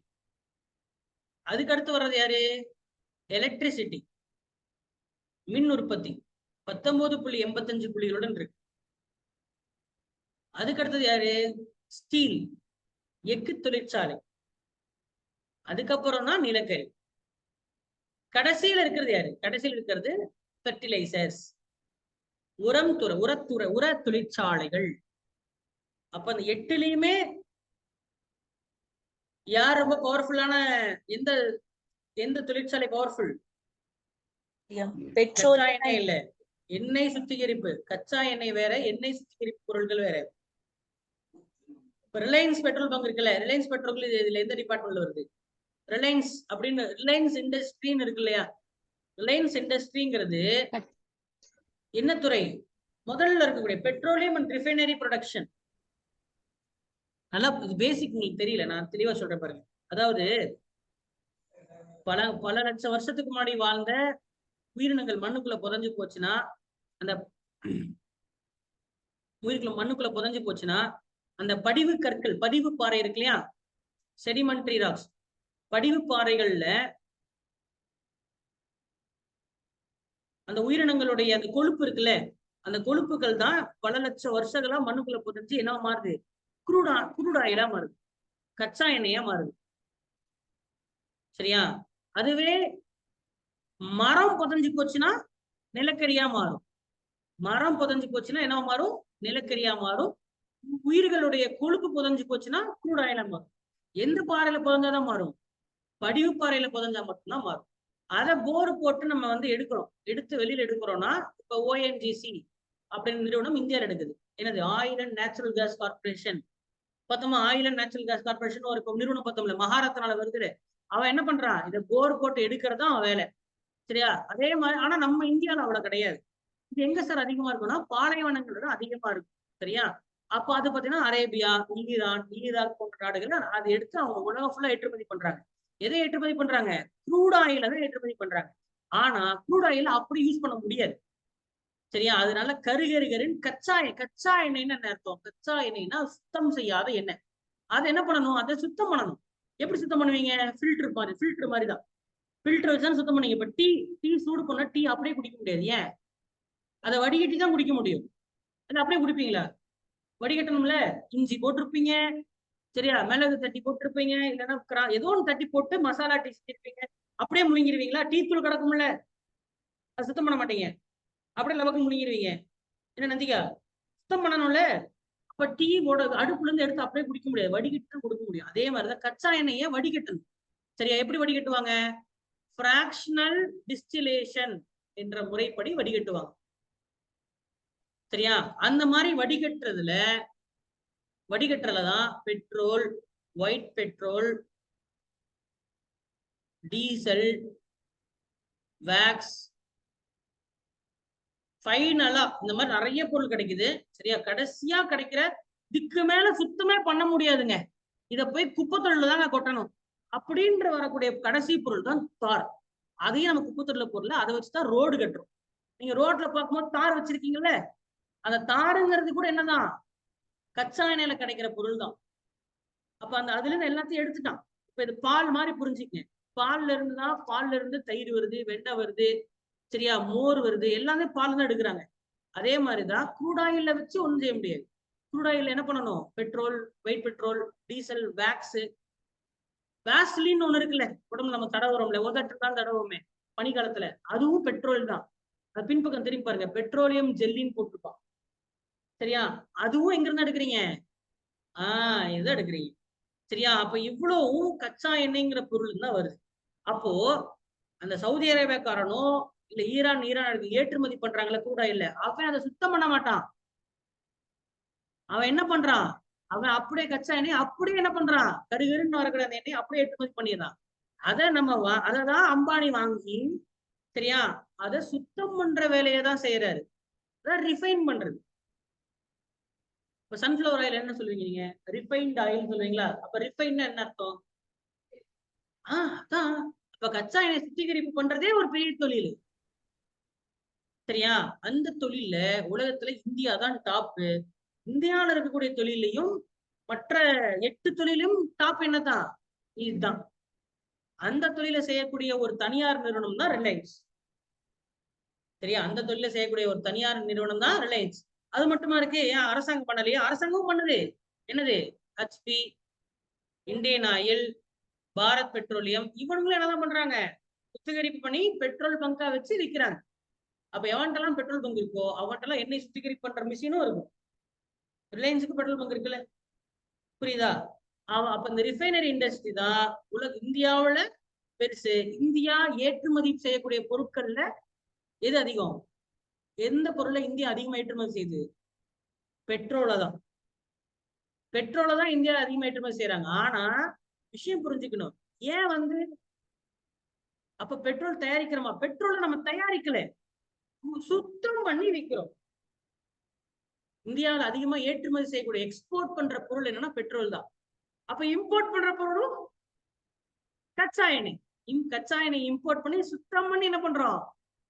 டீய வடிகட்டுற வேலையை மட்டும் தான் செய்யணும். புரியுதா? ரிஃபைன் தான் பண்றோம், உற்பத்தி பண்ணல நம்ம. ஏன்னா இது ரிஃபைன் பண்ற சாதாரண விஷயம் இல்லை. இது பெரிய ஃபேக்டரி வேணும். சரியா? பெரிய ஃபேக்டரி வேணும். அதெல்லாம் என்ன கிடையாது. வெளிநாடுகள்ல சின்ன சின்ன நாடுகள் இருக்குல்ல, சின்ன சின்ன நாடுகள் இருக்குல்லேப்பா, அந்த நாட்டுகள் கிட்ட என்ன இல்ல, இது இல்ல. அவன் என்ன பண்ணிக்கிறான்? நம்மள மாதிரி நம்ம இருக்க நாடுகள்கிட்ட அவனை சுத்தம் என்ன பண்ணிக்கிறான்? வாங்கிக்கிறான். சரியா? இங்க பாருங்க, இதே ஊரு கணக்குல இருக்கு. இதான் எண்ணெய் சுத்திகரிப்பு நிலையம். எப்படி இருக்கு பாருங்க. இது எப்படி இருக்கு? இதே ஒரு ஊரு கணக்குல இருக்கு. ஊர் மாதிரி இருக்கா? இதே பாதி நாமக்கல் சைஸ்ல இருக்கு. எண்ணெய் சுத்திகரிப்பு நிலையமே இவ்வளவு தேவை பாருங்க. இது ஒரு எண்ணெய் சுத்திகரிப்பு நிலையம் ஒரு ஊர்ல இருக்கிறது. அப்ப இந்த மாதிரி இந்தியா ஃபுல்லா நிறைய சுத்திகரிப்பு நிலையம் இருக்கிறனாலதான் இது மிகப்பெரிய தொழிற்சாலை. இந்த தொழிற்சாலைகளை வளர்க்கணும்னு சொல்லி இருக்கக்கூடிய கவர்மெண்ட் துறை பேர் என்ன? DPIIT.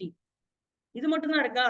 நிலக்கரி அமைச்சகம் இருக்கு, நிலக்கரி தொழிற்சாலைகள் இருக்கு, கோல் இண்டஸ்ட்ரீஸ் இருக்கு, வேற என்ன இருக்கு? கரண்ட், எலக்ட்ரிசிட்டி இருக்கு. முக்கியமானது எவ்வளவு? முக்கியமானது 8. அந்த 8லயும் முக்கியமானது யாரு? எண்ணெய் சுத்திகரிப்பு. எவ்வளவு முக்கியமா கேட்பானா? கேட்க மாட்டானா? கேட்பான். கடைசியில வர்றது யாரு? உரம். உரம். சரியா? கடைசியில உரம். 2வது இருக்கிறது யாரு? கரண்ட். கரண்ட் உற்பத்தி இடம் பார்த்திருக்கீங்களா? கரண்ட் உற்பத்தி நெய்வேலி NLC பெருசுல ஊரு கணக்கா இருக்கு. நெய்வேலின்ற ஊரே அதுதான். ஆமா இல்லையா? அப்ப எதெல்லாம் சைஸ்ல பெரிய பெரிய இண்டஸ்ட்ரியோ அதெல்லாம் இதுல முதல்ல இருக்கு. அதெல்லாம் இதுல இருக்கு. அப்போ நம்ம தொழிற்சாலைகளை பத்தி ஒரு தெளிவான டேட்டா கிடைச்சதா? யாருக்கெல்லாம் டவுட் இருக்கு? இதுதான் இவ்வளவு தொழிற்சாலை. இதுக்கப்புறம் நம்ம தமிழ்நாட்டுல என்ன நடக்குதுங்கிற கதையை பார்த்தோம்னா முடிஞ்சுச்சா? அதானே கரெக்ட். என்னென்ன பார்த்திருக்கோம் நம்ம? தொழிற்சாலை. தொழிற்சாலைன்னா என்ன? ஒரு பொருளையோ சேவையோ உற்பத்தி பண்ணி வீட்டுல வச்சுக்கிட்டோமா, வித்தரணுமா? விற்கணும். விற்கணும் தொழிற்சாலை. உற்பத்தி பண்ணணும்னா என்னென்ன தேவை? நிலம், ஊழியர்கள், மூலதனம், முதலாளி, ஆந்திரபிரினியூர். சரியா? என்டர்பிரனர் இது கிடையாது, முன்னாடி சொல்லியிருக்கேன். ஆந்திரபிரினியூர். ஓகேவா? Land, labour, capital, ஆந்திரபிரினியூர். 4 பேர் தான் ஃபேக்டர்ஸ் ஆஃப் ப்ரொடக்ஷன். சரி, ஏன் முதல்ல எல்லாமே பரவி இருக்குமா இல்ல எல்லாம் ஒரு இடத்துல குமிஞ்சு கிடக்குமா? தொழிற்சாலைகள் பரவி இருக்காது, குமிஞ்சுதான் கிடைக்கும். அதனாலதான் அதுக்கு பேர் என்னது? கொத்து, கிளஸ்டர்னு சொல்றான். ஏன் ஒரு இடத்துல குமிஞ்சு கிடக்கு? ஏன்னா அதுதான் அதுக்கு மூலதனம். இப்ப இந்த பார்த்தோம்ல, இப்ப ரிஃபைனரி பார்த்தோம்ல, இதெல்லாம் எங்க இருக்கும் சொல்லுங்க? கடற்கரை ஒட்டிதான் இருக்கும். ஏன்னா சவுதி அரேபியால இருந்து பிளைட்லயே எடுத்துக்கிறான் கூட இல்ல, கப்பல் எடுத்துக்கிறான். கப்பல்ல வந்தது அங்கேயே இறக்குமதி பண்ணி அப்பவே சுத்திகரிப்பு பண்ணி அப்பவே இன்னொரு கப்பல்ல ஏத்தி வெளிநாட்டுக்கு அனுப்பிடணும். வேலை முடிஞ்சு. அதை இன்னும் நம்ம ரோட்ல ட்ரெயின்ல எடுத்து போயிட்டு இருப்பீங்களா? சிந்த குருடாயில கரெக்டு தானே? வர்றத கப்பல்ல தான் வரும். எது? குருடாயில் அரேபியா சவுதியில இருந்து வர்றத அப்படியே சுத்தம் பண்ணி அப்படியே கப்பல்ல ஏற்றி சுத்தம் பண்ண பெட்ரோல கப்பல் ஏற்றி அப்படியே வெளிநாட்டுக்கு அனுப்பிடும். ஏன்னா லாபம். அப்ப கடற்கரை ஓரமா இருக்கிறது முக்கியமா, கடற்கரை ஓரமா இருக்கிற துறைமுகத்தின் பக்கத்துல இருக்கிறது முக்கியமா? கடற்கரை ஓரமா இருக்கணும், துறைமுகமும் பக்கத்துல இருக்கு. அப்படிதானே? அப்ப இந்தியால தமிழ்நாட்டுல ஒரு எண்ணெய் சுத்திகரிப்பு ஆரம்பிக்கிறீங்கன்னா எங்க ஆரம்பிப்பீங்க? நாகப்பட்டினத்திலயா, ராமநாதபுரத்திலயா, கன்னியாகுமரியிலயா, தூத்துக்குடி, எண்ணூர், புத்திசலித்தனம். ஏன்னா இது 3 தான் தமிழ்நாட்டுக்கு முக்கிய துறைமுகம். முக்கிய துறைமுகங்கள் இந்த 3 தான். என்னென்ன? சென்னை, எண்ணூர், தூத்துக்குடி. தமிழ்நாட்டுல இந்தியாவில மொத்தம் எத்தனை முக்கிய துறைமுகங்கள் இருக்கு? 13 இருக்கு. யாருக்கு தெரியாதது? ஒன் டைம் ஹோம்வொர்க் மறுபடியும் எழுதிடுவாங்க. தெரியாதவங்க மறுபடியும் எழுதிட்டு வந்துருங்க. முக்கிய துறைமுகம், major ports of India. Major ports of India already பார்த்திருப்போம். இருந்தாலும் நான் மறுபடியும் உங்களுக்கு நடத்துறேன், எழுதிக்க. ரொம்ப ஈஸி. சரியா? குஜராத்ல இருந்து ஆரம்பிக்கிறோம். ஃபர்ஸ்ட் வந்து கன்லா, JNPT, மர்முகாவோ, கோவா. குஜராத்ல 1, மகாராஷ்டிரால 1, கோவால 1, மும்பைல 1,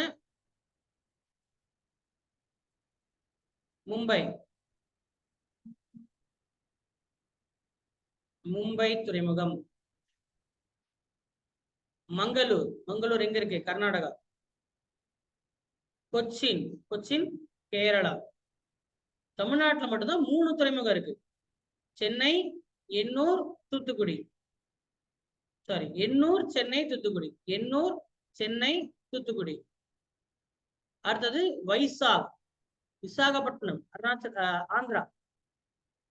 பாரதீப் எங்க இருக்கு? ஒடிசா. சரியா? அடுத்தது கொல்கட்டா. சரியா?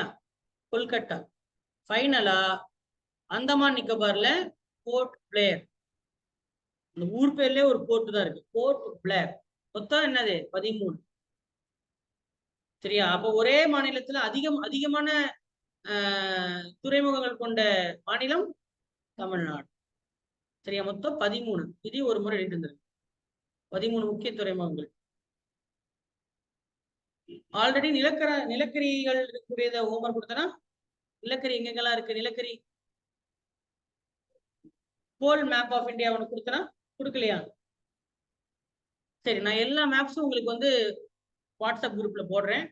சரியா? நம்ம குரூப்ல அந்த எல்லா மேப்ஸும் மார்க்ஸ் ஸ்பாட் பண்ணி அதை லிஸ்ட் மட்டும் மேக் பண்ணிடுங்க. தொழிற்சாலை, முக்கியமான தொழிற்சாலையோட பேர் மட்டும்.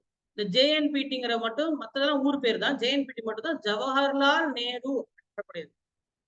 ஜவஹர்லால் நேரு போர்ட் டெர்மினல், அதான் அதோட விரிவாக்கம். Jawaharlal Nehru port terminal. அவ்வளவுதான். அப்ப நம்ம வேற என்ன பார்த்தோம்? சரி, முதல்ல பாத்தீங்கன்னா உலகத்துல என்ன உற்பத்தி பண்ணாங்க? பருத்தி. சரியா? அப்ப கையில பண்ணா அது ஹேண்ட்மேட், மிஷின் பண்ணா மிஷின் மேட் இல்லையா? அப்புறம் அது மேனுஃபேக்சர் இருந்துச்சு, மான்செஸ்டர்ல தயாரிச்சாங்க, நீராவி மிஷின் தான் உருவானது. அப்புறம் கரண்ட் கண்டுபிடிச்சாங்க, கம்ப்யூட்டர் கண்டுபிடிச்சாங்க. அப்புறம் AI, செயற்கை நுண்ணறிவு வந்தது. 4ஆம் தொழிற்புரட்சி அப்படின்னு பார்த்தோம். அப்புறம் 4ஆம் தொழிற்புரட்சின்னு பார்த்தோம். அடுத்து வந்து பாத்தீங்கன்னா இந்த தொழிற்புரட்சி தொழிற்சாலைகளுக்குன்னு சொல்லிட்டு சட்டங்கள் வந்தது. இந்தியாவில வந்து 1948ல தொழிற்கொள்கை சட்டம் IPR 48, அப்புறம் 1956, 1980, அப்புறம் 91ல பேர் என்ன? பொருளாதார சீர்திருத்தம், புதிய பொருளாதார கொள்கை அப்படி கூட சொல்லலாம். என்ன கொண்டு வந்தாங்க? LPGன்னு கொண்டாந்தாங்க. சரிங்களா? சரி, அதுக்கப்புறம் இப்போ என்ன ஃபாலோ பண்றாங்க? எளிதாக தொழில் செய்யணும், ஈஸ் ஆஃப் டூயிங் பிசினஸ். அதுல எத்தனாவது இடத்துல இருக்கோம் நம்ம இந்தியாவில? 63வது இடம் 2019 படி. சரியா? யார் வெளியிடுறா அந்த குறியீட? உலக வங்கி வெளியிடுது. சரியா? ஒற்றை சாளர முறைன்னு என்ன? ஒரே இடத்துல சிங்கிள் விண்டோ சிஸ்டம், ஒரே இடத்துல எல்லா டிபார்ட்மெண்டோட பர்மிஷனும் வாங்குறது. எந்த அமைச்சகத்துக்கு கீழே வருது? வர்த்தகம் மற்றும் தொழில்துறை அமைச்சகம். சரியா? எந்த டிபார்ட்மெண்ட் கீழே வருது? டிபிஐஏ. இந்தியாவில பொதுத்துறை நிறுவனங்கள் எப்படி பிரிக்கிறாங்க? 3ஆ பிரிக்கிறாங்க. எத்தனை மகாரத்னா, எத்தனை நவரத்னா, எத்தனை மினி ரத்னா? 10 மகாரத்னா, 7 மகாரத்னம் 10 மகாரத்னம், 14 நவரத்னம், 14 நவரத்னா, 74 மினி ரத்னம். சரியா? மகாரத்னா எத்தனை எத்தனை சொன்னேன்? 10 சொன்னேன். 10 மகாரத்னா ஒரு முறை எழுதிட்டோம். அதையும் 10 மகாரத்னாவுடைய பேரையும் என்டிபிசி, ஓஎன்ஜிசி, கெயில், சைல், சரியா? HP petrol bunk, Indian oil petrol, IOCL, சரியா? இதெல்லாம் என்ன பண்ணுங்க, 2 டைம்ஸ் எழுதிட்டு வந்துருங்க. அப்புறம் குறியீடு. இந்தியாவில் இருக்கிற எல்லா தொழிற்சாலையும் என்ன பண்றாங்க? ஒரு குறியீடு வச்சு எடுக்கிறாங்க. அதான் ஐஐபி. அது எதுக்கு? அது வெளியிடுறது யாரு? சிஎஸ்ஓ, மத்திய புள்ளியியல் ஆணையம் தான் பண்ணுது. அதுல முக்கியமான துறை நிறுத்தினா 8 துறை. அந்த 8 துறை எத்தனை பர்சன்டேஜ்? 40%. அந்த 8லயும் யாரு முதல் ஃபர்ஸ்ட்ல வரா? பெட்ரோல், எண்ணெய் சுத்திகரிப்பு பார்த்தோம். சரியா? ஓகே, வேற என்ன பார்த்தோம்? பெட்ரோல் எப்படி கண்டுபிடிக்கிறாங்க, எப்படி தயாரிக்கிறாங்க அப்படிலாம் பார்த்தோம். அவ்வளவுதாங்க. சரியா? இதுக்கப்புறம் நம்ம இதுக்கப்புறம் தமிழ்நாட்டுக்குடைய சொத்துக்கள்ங்கிறது ஒரு மேப் படிச்சு முடிச்சிடலாம். ஏதாவது டவுட் இருந்தா கேளுங்க.